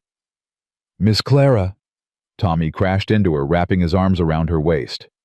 You came for me, he said, his voice muffled against her dress. You really came. Of course I came. Clara held him tight. I promised I'd keep you safe, didn't I? But you could have been hurt. The bad man could have... Shh. Clara knelt down to meet his eyes. Do you know why I came, Tommy? Even though it was dangerous. Tommy shook his head. Because that's what family does. Clara touched his face gently. We don't leave each other behind. Ever. Tommy's eyes widened. Family. If you'll have me. The smile that spread across Tommy's face was brighter than the moon. Papa, he shouted. Miss Clara says we're family. She says she's not leaving. Sam appeared beside them. His clothes were torn, there was blood on his hands, and exhaustion lined every feature of his face. He'd never looked more beautiful to Clara. That's so? He asked quietly. If you'll have me, Clara repeated. Sam looked at her for a long moment. Then he reached out and pulled her into his arms. I'll have you, he said against her hair. Today. Tomorrow. For as long as you'll stay. Clara buried her face in his chest and let herself believe it. For the first time in her life, she let herself believe that this could be real. The ride back to town was slow but triumphant. News had spread fast. By the time their small procession reached Silver Creek, it seemed like half the population had turned out to watch Victor Ashford be led to jail. Clara kept her head high, but she felt every stare, every whisper. Then something unexpected happened. Maggie Brennan stepped forward from the crowd. Miss Whitfield. Her voice carried across the street. I believe I owe you an apology. Clara blinked. Ma'am? I judged you unfairly when you arrived. Assumed the worst. Maggie's expression was firm but sincere. I was wrong. A woman who risks her life to save a child she's known for 2 weeks. That's not a schemer. That's someone with a good heart. A murmur went through the crowd. Then one by one, other voices joined in. She's right. I heard what happened. Ashford kidnapped the boy. My cousin in Denver said Ashford swindled her sister out of $200. Man's been a snake for years. Good riddance. Clara felt something loosen in her chest. She wasn't accepted, not yet, not fully. But the tide was turning. Sam's hand found hers in the darkness. "Told you," he said quietly. "This town comes around eventually." "Eventually," Clara echoed. "I can work with eventually." They took Tommy home and put him to bed. The boy fell asleep almost instantly, exhausted from his ordeal, but safe, whole, alive. Clara sat beside his bed for a long time, watching him breathe. "He's okay." Sam's voice came from the doorway. "Kids are resilient." "He shouldn't have to be resilient. He's 7 years old." "I know." Sam moved to stand beside her. "But he's got you now. He's got both of us." Clara looked up at him. "What happens next?" "Trial, probably. Sheriff says they've been collecting evidence against Ashford for months. With what happened tonight plus testimony from the other women he's swindled." Sam shrugged. "He's going away for a long time. And us." Sam was quiet for a moment. "What do you want to happen?" It was the first time anyone had ever asked her that question.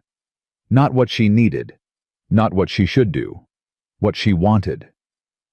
"I want to stay," Clara said. "I want to be part of this family for real, not just as a housekeeper. I want—" She paused, gathering courage. "I want to stop being afraid. Of wanting things. Of hoping for things. Of letting myself believe that good things can last." Sam knelt beside her, his face level with hers. "Then stay," he said simply. "Be part of this family. Stop being afraid." He took her hand. "And let me prove to you that good things can last. Give me a chance to prove it." Clara's eyes filled with tears. "It's too soon," she whispered. "We barely know each other." "So we'll learn." Sam's thumb stroked across her knuckles. "We've got time." Did they? After everything that had happened, after all the chaos and fear and violence, could they really just have time? "I don't know how to do this," Clara admitted. "I've never had someone who wanted to stay, who wanted me to stay. I don't know how to trust it." "Then don't trust it." Sam's voice was gentle. "Trust me. One day at a time, one moment at a time. And when you're ready to believe, I'll still be here." Clara looked at this man, this gruff, grieving cowboy, who'd offered her shelter when she had nothing, who'd defended her against a town full of gossips, who'd risked his life to save his son and hers. "One day at a time," she repeated. "One day at a time." She leaned forward and pressed her forehead against his. "Okay," she whispered. "Okay." It wasn't a promise. It wasn't a declaration. But it was a start. And sometimes Clara was learning a start was enough. The trial was set for 2 weeks later. Clara spent those 14 days in a state of suspended animation. She cooked, she cleaned, she cared for Tommy. She went through all the motions of daily life while her mind circled endlessly around the same terrifying thought. She would have to stand in front of the whole town and tell her story. Every shameful detail, every desperate choice, every moment of weakness that had led her to answer a stranger's advertisement and board a train to nowhere. "You're going to wear a hole in that floor." Clara looked up. Sam stood in the kitchen doorway watching her pace with an expression that was half concern, half amusement. "I can't help it," she said. "Every time I try to sit still, I start thinking about the trial, and then I start thinking about what people will say, and then you pace." Sam crossed the room and took her hands, forcing her to stop moving. "Clara, look at me." She looked. "You're not alone in this," he said. "I'll be there. Tommy will be there. Sheriff Cooper says 3 other women are coming to testify. You're not fighting this battle by yourself." I know that. But Sam—" Clara's voice dropped to a whisper. "What if it's not enough? What if Victor's lawyer twists everything around and makes me look like the villain? What if the jury believes him instead of me? Then we deal with it." Sam's grip tightened. "Together. Whatever happens, we deal with it together." Clara wanted to believe him. God, she wanted to believe him so badly. But she'd spent too many years learning that hope was a luxury she couldn't afford. What if they find him innocent? She asked. What happens to us then? Sam's jaw tightened. He won't be innocent. But what if... Clara. Sam's voice was firm. Stop borrowing trouble. We've got enough real problems without inventing new ones.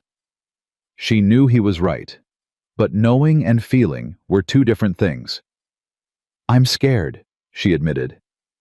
I've faced down drunks and factory bosses and landlords who wanted to throw me on the street.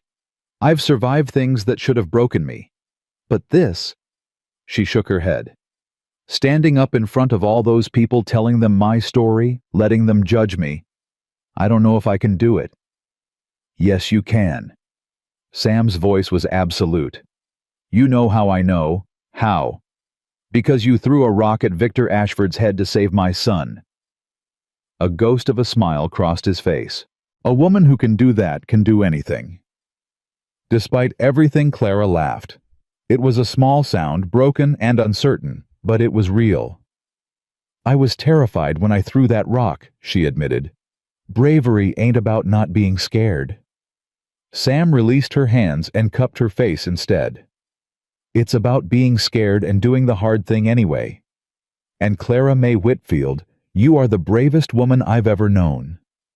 Clara's eyes filled with tears. Even braver than Rebecca. The question slipped out before she could stop it. She saw Sam flinch, saw the flash of pain cross his features. Sorry, she said quickly. I shouldn't have. Rebecca was brave in her own way, Sam said quietly. She built a life out here when everyone told her she'd fail. She raised Tommy to be kind and strong. She faced death with more grace than I'll ever have. He paused. But you've been fighting your whole life, alone. With no one to lean on, no one to catch you when you fell. That takes a different kind of courage.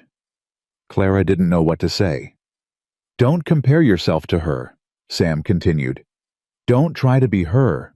Just be you. That's more than enough. The tears spilled over. Clara couldn't stop them. Sam pulled her into his arms and held her while she cried. They stood like that for a long time. The morning of the trial dawned cold and gray. Clara dressed in her best dress, the blue cotton she'd arrived in now, clean and pressed within an inch of its life. She pinned her hair up carefully, checked her reflection in the small mirror above her dresser, and tried to recognize the woman staring back at her. She looked different. Not softer exactly. But something had changed in her eyes. Something had opened up that had been closed for a very long time. Miss Clara! Tommy's voice came from the doorway. Papa says it's time to go. Clara took a deep breath. I'm coming. The ride to town was quiet. Tommy sat between Clara and Sam on the wagon bench, his small hand wrapped around hers. He hadn't let go of her since they'd left the house. Are you scared? He asked. A little, Clara admitted. Papa says it's okay to be scared as long as you don't let it stop you from doing the right thing. Your papa's a wise man. That's what Mama used to say. Tommy paused. She also said Papa was stubborn as a mule and twice as hard-headed, but she always smiled when she said it. Clara felt Sam stiffen beside her. Your Mama was right about both things, Sam said gruffly. Now hush up. We're almost there. The town was crowded when they arrived. Word of the trial had spread across the territory, and it seemed like half of Wyoming had turned out to watch. Clara felt their eyes on her as she climbed down from the wagon, heard the whispers. That's her, the mail-order bride. Heard she threw a rock at Ashford's head, knocked him clean out. Don't look so tough to me. Sam's hand found the small of her back, steadying her. Ignore them, he murmured. Just keep walking. Clara kept walking. The courthouse was a modest building, barely bigger than the general store. But today, it felt enormous. Today, it felt like the entire weight of Clara's future was pressing down on its wooden walls. Sheriff Cooper met them at the door. Miss Whitfield, Sam. He nodded to them both. The prosecutor wants to speak with you before we start, just to go over your testimony one more time. Is that necessary? Sam asked. She's been over it 100 times already. It's fine. Clara straightened her spine. I want to be prepared.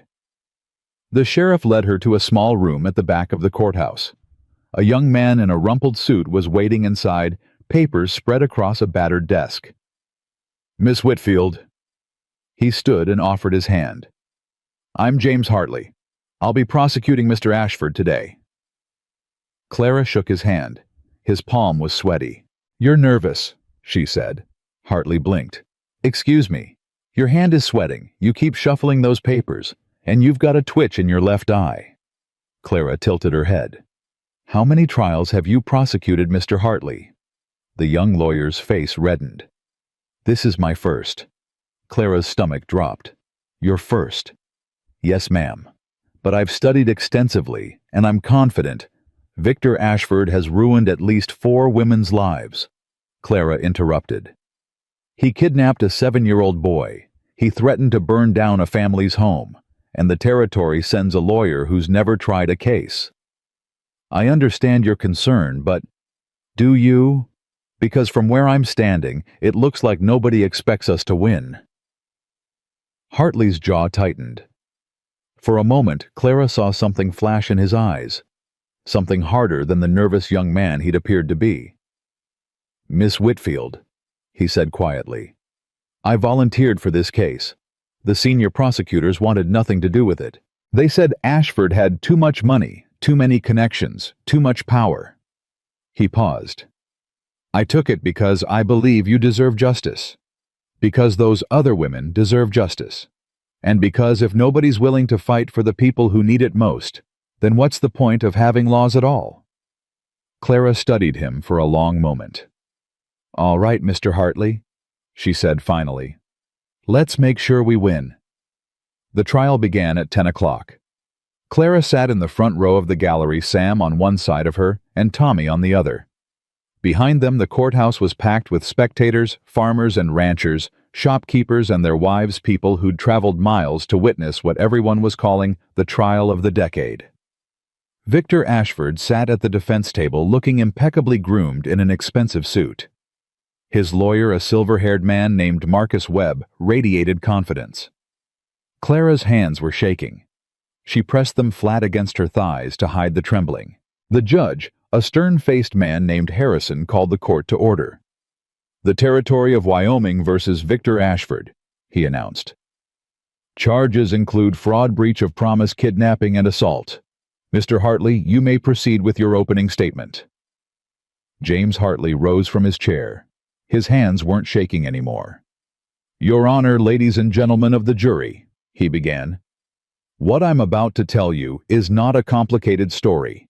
It's not a story of misunderstandings or accidents or good intentions gone wrong. It's a story of a predator, a man who deliberately, systematically, cruelly targeted vulnerable women for his own profit. He walked slowly past the jury box, making eye contact with each member. Victor Ashford presents himself as a gentleman, a businessman, a respectable member of society. Hartley's voice hardened. But behind that mask is something much darker. A man who advertises for wives he never intends to marry, who takes their money, their hope, their dignity, who abandons them in strange towns with nothing but the clothes on their backs. Clara watched the jury's faces. Some looked skeptical, others looked curious.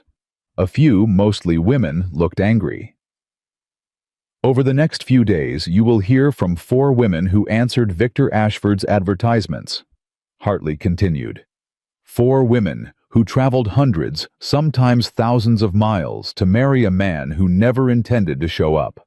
4 women whose lives were destroyed by his lies. He paused, letting the words sink in. You will also hear how Mr. Ashford kidnapped a 7-year-old boy named Tommy Thornton. How he dragged that child from his bed in the middle of the night and held him hostage in an abandoned cabin. How he threatened to burn down the Thornton Ranch if Clara Whitfield, one of his victims, didn't submit to his demands. A murmur rippled through the courtroom. The defense will try to tell you this is a misunderstanding, That these women are lying, that Mr. Ashford is the real victim here. Hartley's voice dropped. Don't believe them. Listen to the evidence. Listen to the witnesses. And then ask yourselves what kind of man does these things and what kind of society lets him get away with it. He returned to his seat. Clara released a breath she hadn't realized she was holding. Marcus Webb rose for the defense. A compelling performance, Mr. Hartley, he said smoothly. Truly moving. But that's all it was, a performance. Because the facts of this case tell a very different story. Webb strolled toward the jury with the casual confidence of a man who'd won 100 trials. Victor Ashford is a successful businessman who made the mistake of trusting the wrong people. He advertised for a wife perfectly legal and corresponded with Miss Whitfield, also perfectly legal. When business complications forced him to delay meeting her train, Miss Whitfield made other arrangements. Webb shrugged. That's not fraud. That's a scheduling conflict. Clara's fists clenched. As for the so-called kidnapping, Webb continued, Mr. Ashford went to the Thornton Ranch to discuss the situation with Miss Whitfield. Things got heated. The child wandered off in the confusion and was found a short time later unharmed. He spread his hands. Hardly the dramatic crime Mr. Hartley described. The boy was tied up, someone shouted from the gallery. Order. Judge Harrison banged his gavel. One more outburst and I'll clear this courtroom. Webb smiled thinly. As I was saying, this case is not about a predator and his victims. It's about a successful man being attacked by bitter women who failed to secure the marriages they wanted. It's about jealousy, about revenge, about destroying someone's reputation because they didn't live up to unrealistic expectations. He looked directly at Clara. Don't be fooled by tears and accusations. Look at the evidence, and you'll see that Victor Ashford is innocent of these ridiculous charges. He sat down. Clara felt sick. The first witness was Ruth Ashford. Not Ashford by blood, by bitter irony. She'd actually managed to marry Victor before discovering what he really was. She was a thin woman in her early 30s, with haunted eyes and hands that wouldn't stop trembling. Mrs. Ashford, Hartley began gently, can you tell the court how you met the defendant? Ruth's voice was barely above a whisper. I answered his advertisement. In a Boston newspaper. He wrote such beautiful letters, made so many promises. What happened when you arrived in Wyoming? He was there. Ruth's jaw tightened. Unlike the others, he actually showed up for me. We were married within a week. And after the wedding, silence stretched through the courtroom. He took my money, Ruth said finally. Everything I'd brought with me. Said he needed it for the ranch. Then he started controlling things. What I ate, what I wore, who I talked to. Did he ever hurt you physically? Ruth pulled back her sleeve. Even from across the room, Clara could see the scars. He did this with a fireplace poker, Ruth said, because I burned the biscuits. A gasp rippled through the gallery. I ran away after 3 months, Ruth continued. Didn't take anything, just ran. He found me, of course, dragged me back, told me if I ever tried to leave again, he'd kill me. How did you finally escape? He got tired of me. Ruth's voice cracked. Found a new woman to prey on. Told me I was worthless, that no one would ever believe me if I talked, and threw me out on the street. She looked at Victor for the first time. I've been waiting 4 years for this day. Marcus Webb's cross-examination was brutal. Mrs. Ashford, if that's even your real name, isn't it true that you have a history of mental instability? Objection. Hartley was on his feet. I'll allow it, Judge Harrison said. Answer the question. Ruth's face paled. I saw a doctor once, after Victor, after what he did to me. A doctor at a sanitarium, correct, because you had a nervous breakdown. Because my husband beat me until I couldn't remember my own name. So you admit your memory is unreliable. That's not what I said. No further questions. Clara wanted to scream. The second witness was a woman named Mary Collins, then Sarah Brennan, then Elizabeth Hart. Each told a similar story. Beautiful letters, broken promises, stolen money, shattered lives, and each time Marcus Webb tore them apart on cross-examination, found inconsistencies in their stories, implied they were liars, gold diggers, women of loose morals who'd gotten what they deserved. By the end of the first day, Clara was exhausted. "He's destroying them," she said to Sam as they walked to the wagon. "Every single witness he's ripping apart. What chance do I have? You have the truth. The truth isn't enough. You heard Webb. He's twisting everything, making the women look crazy or desperate or dishonest." "Clara?" Sam stopped walking and turned to face her. "You're not like those other women." "What's that supposed to mean?" "It means you've got something they don't. You've got me. You've got Tommy. You've got the whole damn story of what happened at that cabin, including the part where Ashford's men tied up my son." Sam's voice hardened. "Webb can't explain that away. He can't make kidnapping look like a misunderstanding. And you've got something else." Sam's eyes held hers. "You've got fire. I've seen it. When you're backed into a corner, you don't crumble. You fight." Clara wanted to believe him. "What if I'm not strong enough?" "You threw a rock at a man's head to save a child you'd known for 2 weeks. Sam's voice softened. "You're strong enough." Clara took a deep breath. "Okay," she said. "Okay, tomorrow. I'll be ready." Clara's testimony began at 9 o'clock the next morning. She walked to the witness stand with her head high, her heart pounding, and her hands steady for the first time in days. "Please state your name for the record," Hartley said. "Clara May Whitfield." "Miss Whitfield, how did you come to be in Silver Creek, Wyoming?" Clara told her story from the beginning. The advertisement, the letters, the borrowed money for the train, the empty platform, the humiliation at the general store. She told them about Sam's offer of employment, about Tommy's mistake at the station, about Victor's first appearance at the ranch and his threats, and then she told them about the kidnapping. "I woke up to Tommy's scream," Clara said. "By the time I got to his room, he was gone. The window was open. There were boot prints in the snow." "What did you do?" "Sam went after them on horseback. He told me to ride to town for help." Clara paused. "I didn't." A murmur went through the courtroom. "Why not?" "Because Tommy was taken to get to me. It was my fault he was in danger. I couldn't just sit there and wait while someone else fixed my problem." "So what did you do?" Clara met Victor's eyes across the courtroom. "I followed the tracks to an abandoned cabin. I climbed through a broken window, and I found Tommy tied to a chair with Victor Ashford standing over him." "What happened next?" "I threw a rock at his head." Someone in the gallery laughed. Judge Harrison banged his gavel. "And then I untied Tommy and told him to run. Sam arrived with Sheriff Cooper shortly after. They arrested Victor and his men." Hartley nodded. "No further questions." Marcus Webb stood slowly buttoning his jacket. "Miss Whitfield, an emotional story, but I have some questions about the details." Clara's stomach tightened. "You say you followed the tracks to the cabin, in the dark, in the snow, with no experience tracking?" "Yes."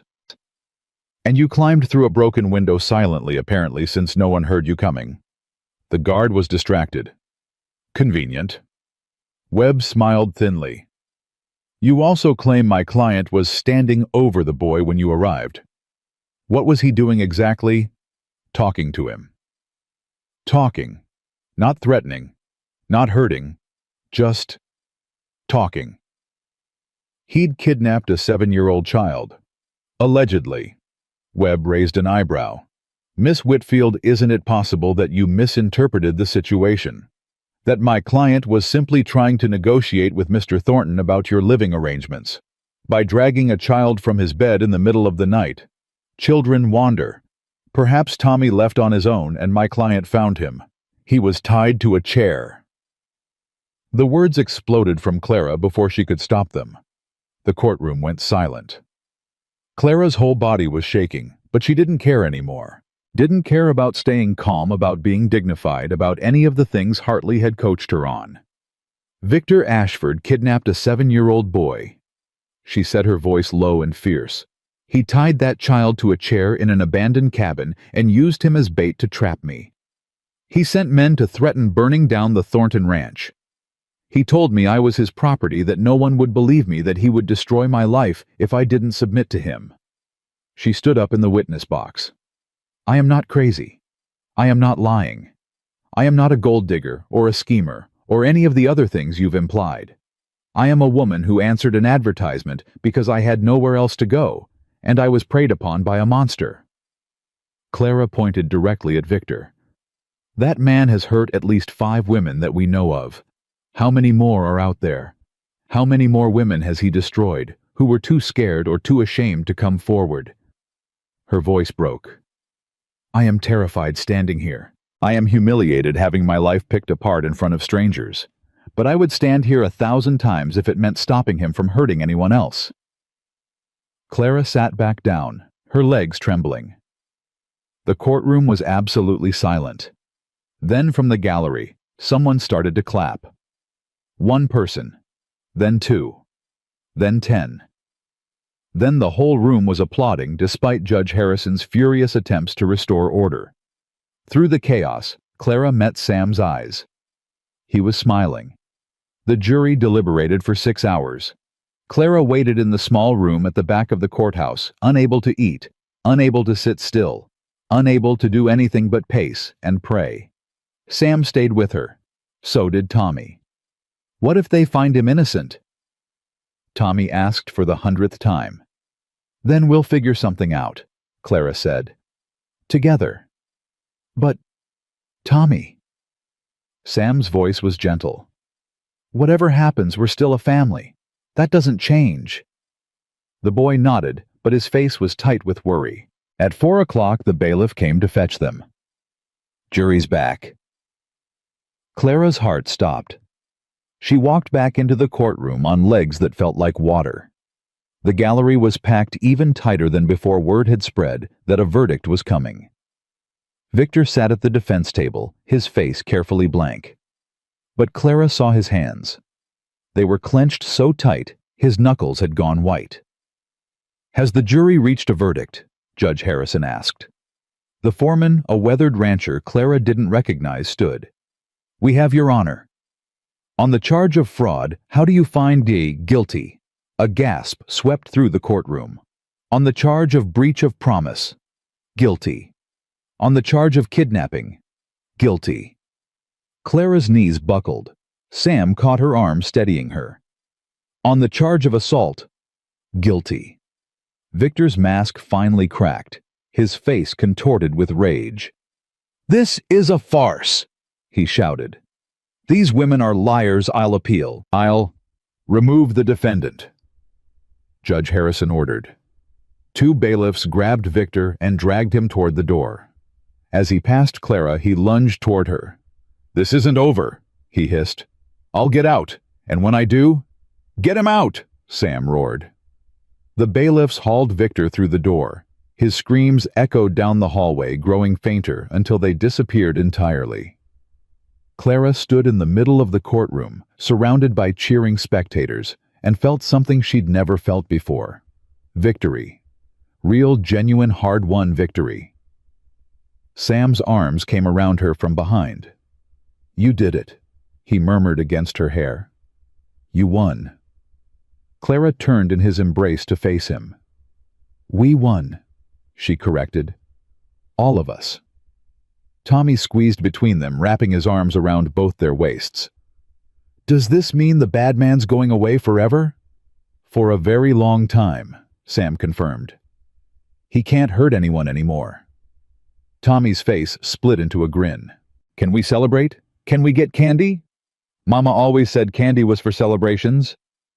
Clara laughed, a real laugh full of joy and relief, and something that felt dangerously like hope. I think candy sounds perfect, she said.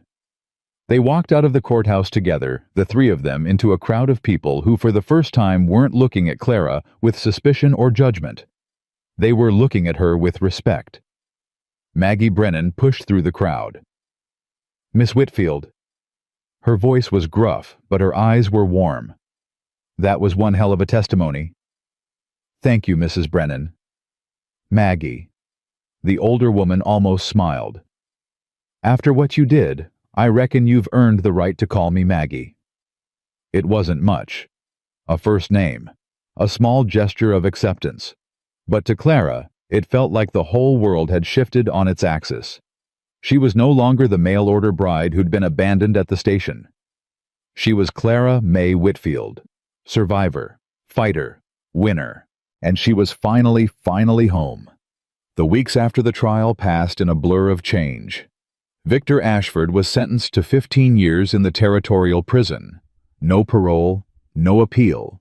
The judge had been merciless, citing the calculated cruelty of his crimes and the need to send a message to other men who might prey on vulnerable women. Clara had watched them lead him away in chains. His expensive suit rumpled his perfect hair, disheveled, his face twisted with impotent rage. She'd felt nothing. Not satisfaction. Not triumph. Not even relief. Just emptiness. As if a weight she'd been carrying for so long had finally lifted, and now she didn't know what to do with the space it left behind. "You're thinking too hard again." Clara looked up from the kitchen table where she'd been staring at a cold cup of coffee. Sam stood in the doorway, his expression soft with concern. "Sorry," she said. "Just processing." "That's a lot of processing for 6 o'clock in the morning." "Couldn't sleep." Sam crossed to the stove and poured himself coffee. He moved differently now, Clara had noticed. Less rigid, less guarded. As if the trial's outcome had released something in him too. "Tommy's still asleep," he said. "First time in months, he hasn't had nightmares." "That's good.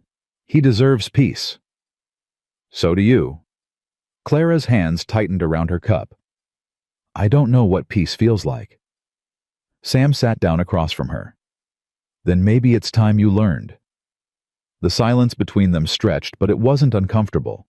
It was the kind of silence that came from two people who'd been through hell together and didn't need words to understand each other. "The town's different now," Clara said finally. "People actually smile at me. Maggie Brennan invited me to her quilting circle." "You gonna go?" "I don't know how to quilt." "So you'll learn." Sam's eyes held hers. "You're good at learning new things." Clara felt heat rise to her cheeks. "Am I?"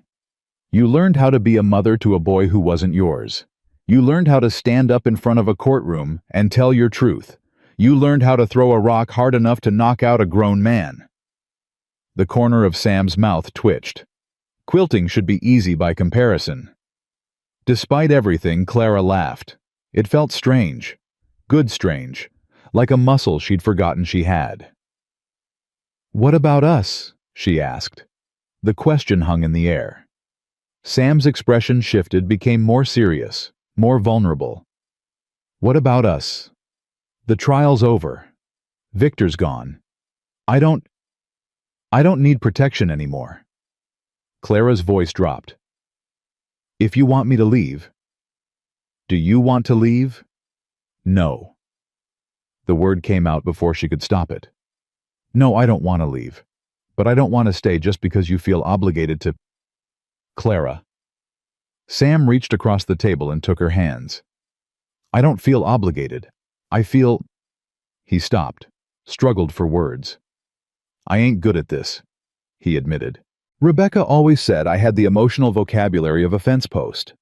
But what I feel for you isn't obligation. It's not gratitude or convenience or any of those practical things we told ourselves at the beginning." Clara's heart was pounding. "Then what is it?" Sam's grip tightened. "It's the way I look for you first thing every morning. It's the way your laugh makes me feel like maybe the world ain't as dark as I thought. It's the way Tommy lights up when you walk into a room and the way I light up right alongside him." His voice roughened. "It's love, Clara. Plain and simple. I love you. And I think I've loved you since you stood on that train platform with nothing but a broken suitcase and refused to cry. Clara couldn't breathe. Sam, you don't have to say it back. I know it's complicated. I know I'm still carrying grief for Rebecca, and you're still healing from everything that happened. But I needed you to know. He paused. Whatever you decide, wherever you go from here, I needed you to know that you are loved, completely, without conditions, without expectations. Clara's eyes filled with tears. I don't know how to do this, she whispered. No one's ever. I know. Sam's thumb stroked across her knuckles. That's why I'm not asking for anything. I'm just telling you what's true. Clara stared at their joined hands, at the calluses on his palms, at the scars on his fingers from years of hard work, at the simple gold band he still wore on his left hand. You're still wearing your wedding ring, she said. Sam looked down as if noticing it for the first time. Yeah, I guess I am. Does that mean? It means I'm not ready to take it off. Sam's voice was steady. But it doesn't mean I'm not ready to move forward. Rebecca is part of me. She always will be. But she's not my future anymore. He looked up. You could be, if you want to be. Clara felt something crack open inside her chest. All her life she'd been told she wasn't enough, not pretty enough, not refined enough, not valuable enough. She'd learned to survive by expecting nothing, by keeping her heart locked away where no one could reach it. But Sam had reached it anyway, with his quiet strength and his broken heart and his stubborn refusal to let her push him away. I'm scared, she admitted. I know. I don't know if I can be what you need. You already are. But, Clara. Sam stood and pulled her to her feet. Stop arguing with me. For once in your life, just let something good happen. He kissed her. It was soft at first, tentative. A question more than a statement. Clara answered it. She wrapped her arms around his neck and kissed him back with all the desperate hope she'd been afraid to feel. Kissed him until they were both breathless, until the coffee went cold on the table, until the sun finished rising and flooded the kitchen with golden light. When they finally broke apart, Sam's forehead rested against hers. Stay, he said. Not as my housekeeper, not as a guest. Stay as my partner, my equal, yes. Sam blinked. Yes. Yes, I'll stay. Yes, I love you too. Yes, I want to build a life with you and Tommy, and... Clara's voice broke. Yes to everything. Yes to all of it. Sam's face transformed. The grief and exhaustion that had lived in his features for so long seemed to lift, replaced by something brighter. Something that looked almost like joy. Papa, Miss Clara! They jumped apart as Tommy's footsteps thundered down the stairs. The boy burst into the kitchen, his hair wild and his face alight with excitement. I heard you talking. Are you getting married? Please say you're getting married. Billy Henderson's mama got remarried last year, and he got a new papa, and 2 Christmases, and... Tommy. Sam held up a hand. Slow down.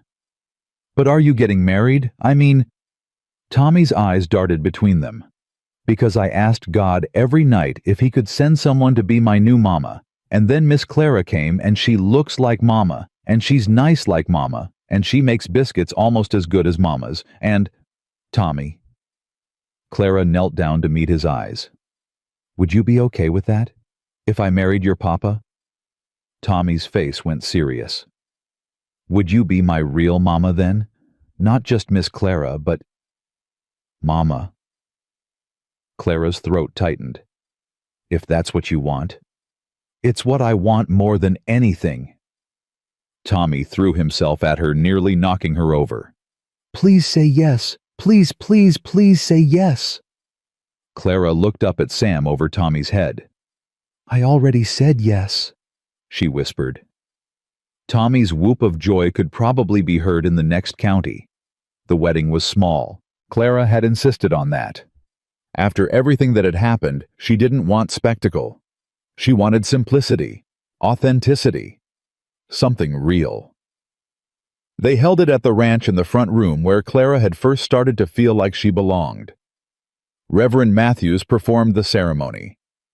Tommy stood beside them as ring-bearer, practically vibrating with excitement. The guest list was modest. Sheriff Cooper and his wife, James Hartley, Maggie Brennan, Dr. Williams, a handful of neighbors who'd become friends in the month since the trial. Clara wore a dress she'd sewn herself, simple blue cotton with white lace at the collar. Not fancy, not expensive, but it was hers, made with her own hands, and that mattered more than silk or satin ever could. "You look beautiful," Sam said when he saw her. "You're supposed to say that." "I'm saying it because it's true." He took her hands. "You ready?" Clara looked around the room at the people who'd gathered to witness this moment, at Tommy who couldn't stop grinning, at Sam whose eyes held nothing but love and hope and the promise of a future she'd never dared to dream about. "I've been ready my whole life," she said. "I just didn't know it." The ceremony was brief, traditional vows spoken simply without embellishment. "Do you, Samuel Thornton, take Clara May Whitfield to be your lawfully wedded wife?" "I do." "And do you, Clara May Whitfield, take Samuel Thornton to be your lawfully wedded husband?" Clara thought about her mother who'd died believing her daughter would never find happiness.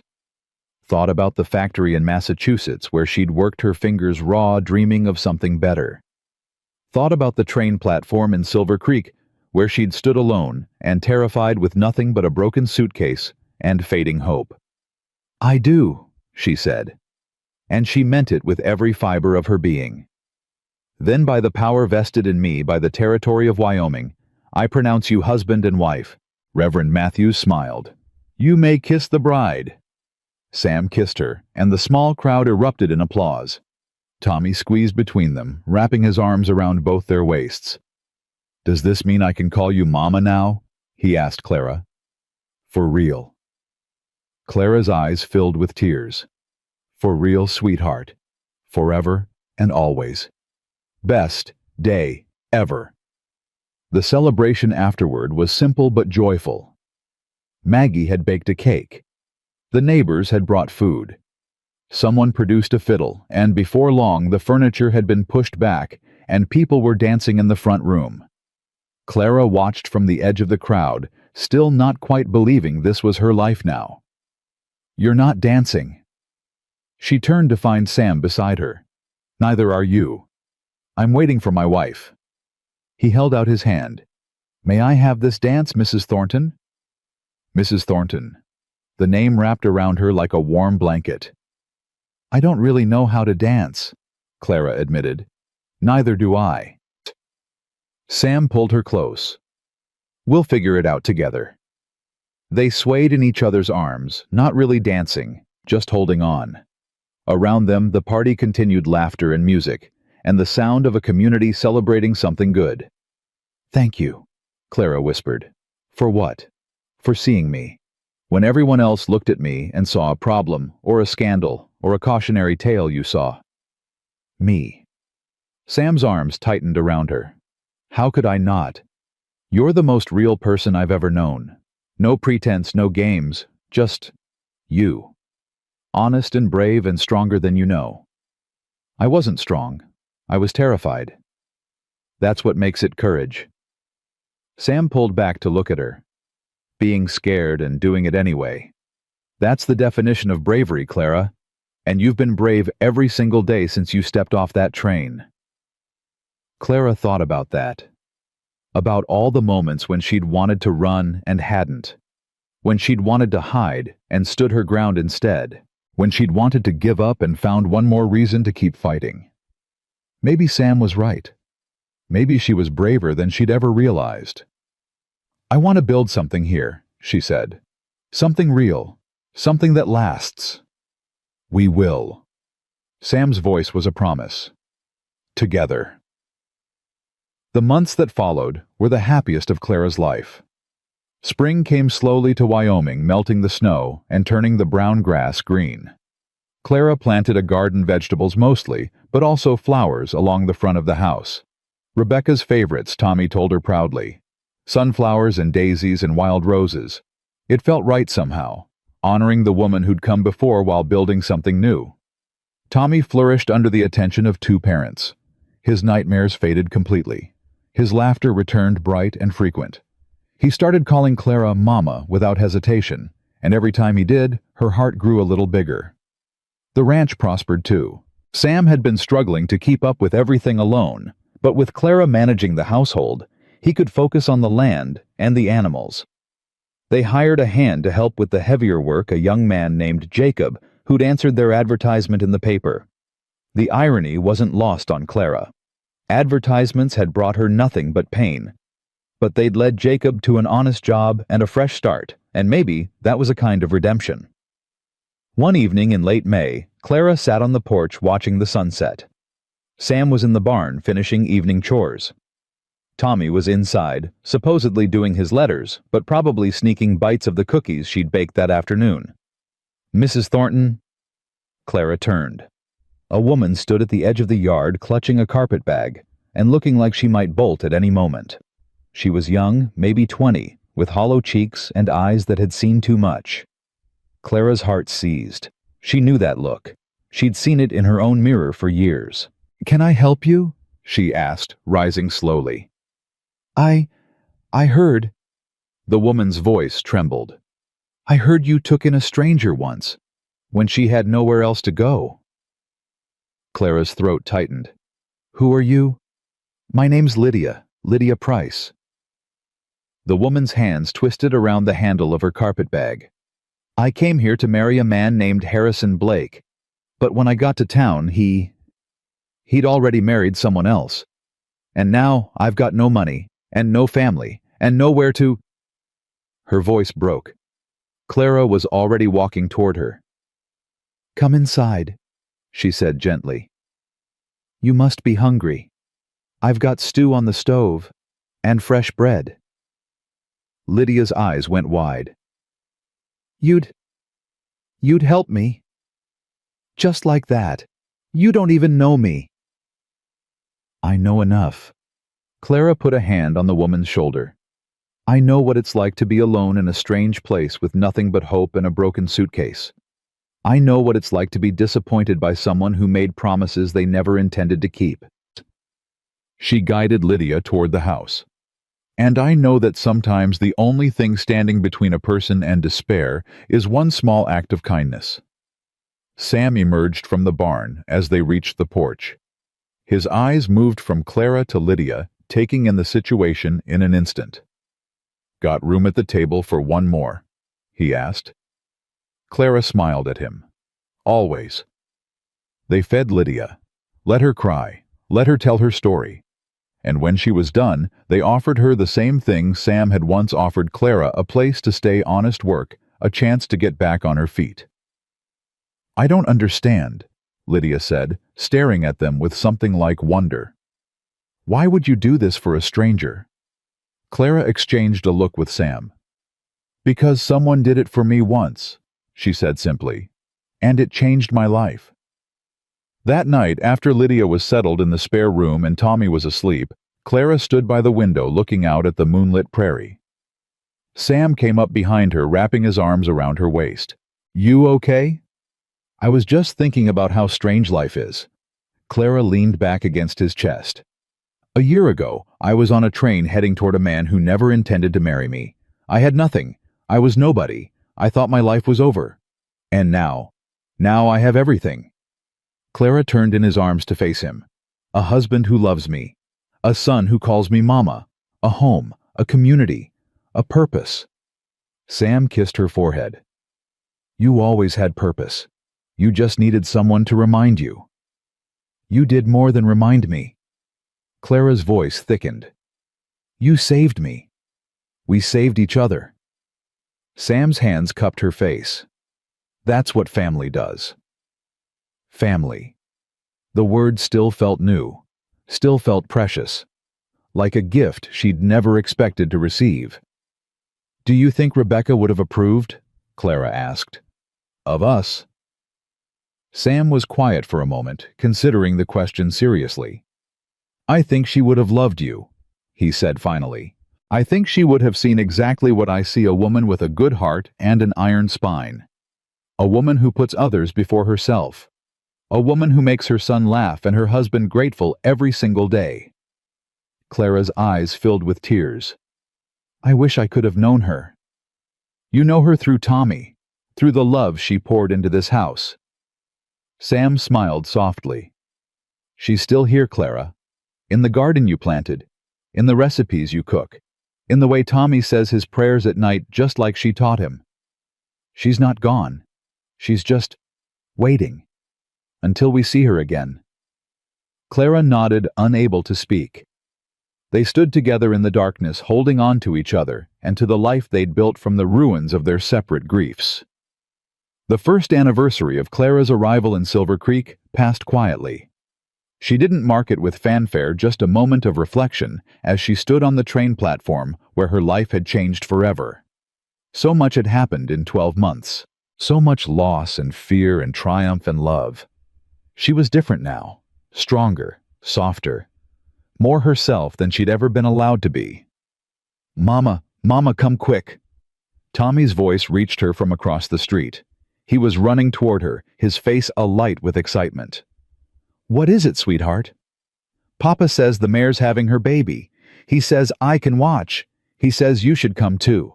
Come on, come on." Clara let herself be pulled along by her son's enthusiasm, laughing at his impatience, her heart full to bursting with a joy she'd never known existed. This was her life now. This chaos, this love, this beautiful, imperfect family she'd stumbled into by accident and chosen to keep on purpose. The mare's foal was born just after midnight, a healthy filly with spindly legs and curious eyes. Tommy fell asleep in the hay, exhausted from the excitement, and Sam carried him to bed while Clara stayed behind to make sure mother and baby were comfortable. She was still there when Sam returned, sitting in the straw with the foal's head in her lap. "Beautiful, isn't she?" Sam said, settling beside her. "Perfect." Clara stroked the foal's soft muzzle. New life, new beginnings. Sam was quiet for a moment. "Speaking of new beginnings," he said carefully, "Doc Williams stopped by yesterday while you were in town." Clara looked up sharply. "Why, is something wrong?" "No, nothing's wrong." Sam's expression was strange, nervous and hopeful all at once. He wanted to confirm something you've been wondering about." Clara's heart stopped. She'd been tired lately, nauseous in the mornings. Her monthly had been late for weeks, but she'd attributed it to stress, to change, to 100 other explanations that weren't the one she'd been too scared to consider. "Sam? You're pregnant." The words came out in a rush. "Doc says about 3 months along. He wanted to tell you himself, but I asked if I could be the one to—" Clara burst into tears. "Hey, hey!" Sam gathered her into his arms. "It's okay. It's good news, Clara. It's wonderful news." "I know." She was laughing and crying at the same time. "I know it is. I never thought, I never believed." "Believed what?" "That I could have this." Clara pulled back to look at him through her tears. "Any of this. A husband, a son, a home, and now a baby." Sam wiped her tears with his thumbs. "Believe it, because it's real, all of it." "A baby," Clara whispered. "We're having a baby. We're having a baby." They held each other in the hay, surrounded by the warmth of animals and the promise of new life, and Clara finally understood something she'd been struggling to grasp since she first stepped off that train. She wasn't broken anymore. She wasn't lost. She was exactly where she was meant to be. The baby came in early December, almost exactly 2 years after Clara first arrived in Silver Creek. A girl, strong and healthy, with her father's dark eyes and her mother's stubborn chin. They named her Rebecca after the woman who'd made this family possible. Tommy was beside himself with joy. He appointed himself his sister's official protector and spent hours sitting beside her cradle, telling her stories about the ranch, about their parents, about the brave woman she was named after. "She's so tiny," he said one evening watching his sister sleep. "Was I that tiny when I was born?" "Tinier," Clara said, settling beside him. "Your papa says you were the smallest baby in the territory." "Really?" Tommy puffed up with pride. "And now I'm almost 8, and I'm the tallest kid in Sunday school." "You're growing up so fast." Clara smoothed his hair. "Too fast." Tommy leaned against her shoulder. "Mama?" "Yes, sweetheart." "Thank you for coming here. For staying. For being my mama." He paused. "I know you didn't plan it. I know everything went wrong at first. But I'm glad it went wrong, because if it hadn't, you might have married that bad man, and then you wouldn't be here with us." Clara's throat tightened. "I'm glad too," she whispered. "So glad." "Do you think my first mama knows about Rebecca and you and everything?" Clara thought about the woman she'd never met but had come to love through the stories Tommy told, through the recipes in her kitchen, through the flowers in her garden. "I think she knows," Clara said. "I think she's watching over all of us every day, and I think she's happy." Tommy nodded solemnly. Then he grinned. "I'm going to teach Rebecca how to ride a horse, and how to throw rocks, and how to climb trees, and maybe start with how to hold her head up first." Clara laughed. "Yeah, okay." Tommy kissed his sister's forehead gently. "But then, I'm teaching her everything." Clara watched her children, both of them, because Tommy was hers in every way that mattered, and felt peace settle into her bones. This was what happiness felt like. This was what home meant. Not a place, but a belonging. A choosing. A fierce, stubborn love that refused to let go no matter how hard life tried to tear it apart. She'd traveled 1,000 miles to marry a stranger. She'd been abandoned, humiliated, threatened, and terrorized. She'd stood in a courtroom and bared her soul to strangers. And in the end, she'd found what she'd been searching for her entire life. Not a husband, though she had one now, the best one she could have imagined. Not security, though she had that too solid and real and lasting. What she'd found was herself. The brave, stubborn, unbreakable woman she'd always been, even when she couldn't see it. The woman who threw rocks at monsters and faced down courtrooms and loved a grieving boy back to life. The woman who deserved everything good that had come her way. Sam found her on the porch that evening, baby Rebecca asleep in her arms, watching the stars appear one by one over the Wyoming prairie. "What are you thinking about?" he asked, settling into the chair beside her. "About how I almost didn't get on that train," Clara said quietly. "The morning I was supposed to leave Philadelphia, I stood on the platform for 20 minutes trying to talk myself into going back to the boarding house. I was so sure it was a mistake, so sure nothing good was waiting for me here." "What made you get on?" Clara smiled. "I didn't have anywhere else to go, so I figured I might as well go toward something even if it was uncertain, instead of staying in a place that had already proven it had nothing for me." Desperation as motivation, Sam's voice was wry. Romantic. It wasn't desperation. Clara looked at him. It was hope. Beaten down, half-dead hope that didn't really believe anything would change. But it was still hope, and that hope led me here. To you. To Tommy. To our daughter. To everything. Sam reached over and took her free hand. "I love you, Clara Thornton." "I love you too, Samuel Thornton." They sat together in comfortable silence, watching the night deepen over their land. Their home. Their life. Clara thought about the woman she'd been 2 years ago. Afraid. Alone.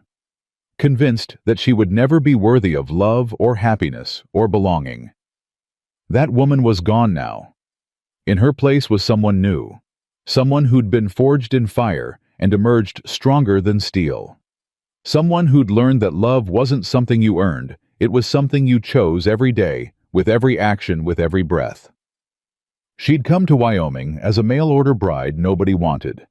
She was leaving this porch, returning to the warmth of her home and her family as Clara May Thornton. Wife, mother, survivor, fighter. The woman she was always meant to be. And that she finally understood was the greatest love story of all. Not the romance she'd found with Sam, though that was beautiful and true, and growing stronger every day. Not the family she'd built with Tommy and Rebecca, though they were her whole heart. The greatest love story was the one she'd finally learned to tell herself. The story that said, "You are enough, you have always been enough, and you deserve every single good thing that comes your way." Clara stood baby Rebecca stirring in her arms and reached for her husband's hand. "Let's go inside," she said. "Our family's waiting." Sam smiled that rare, beautiful smile that still made her heart skip and stood beside her. "Lead the way, Mrs. Thornton." Clara walked through the door of her home surrounded by the people she loved, and finally fully completely believed that she had found her place in this world.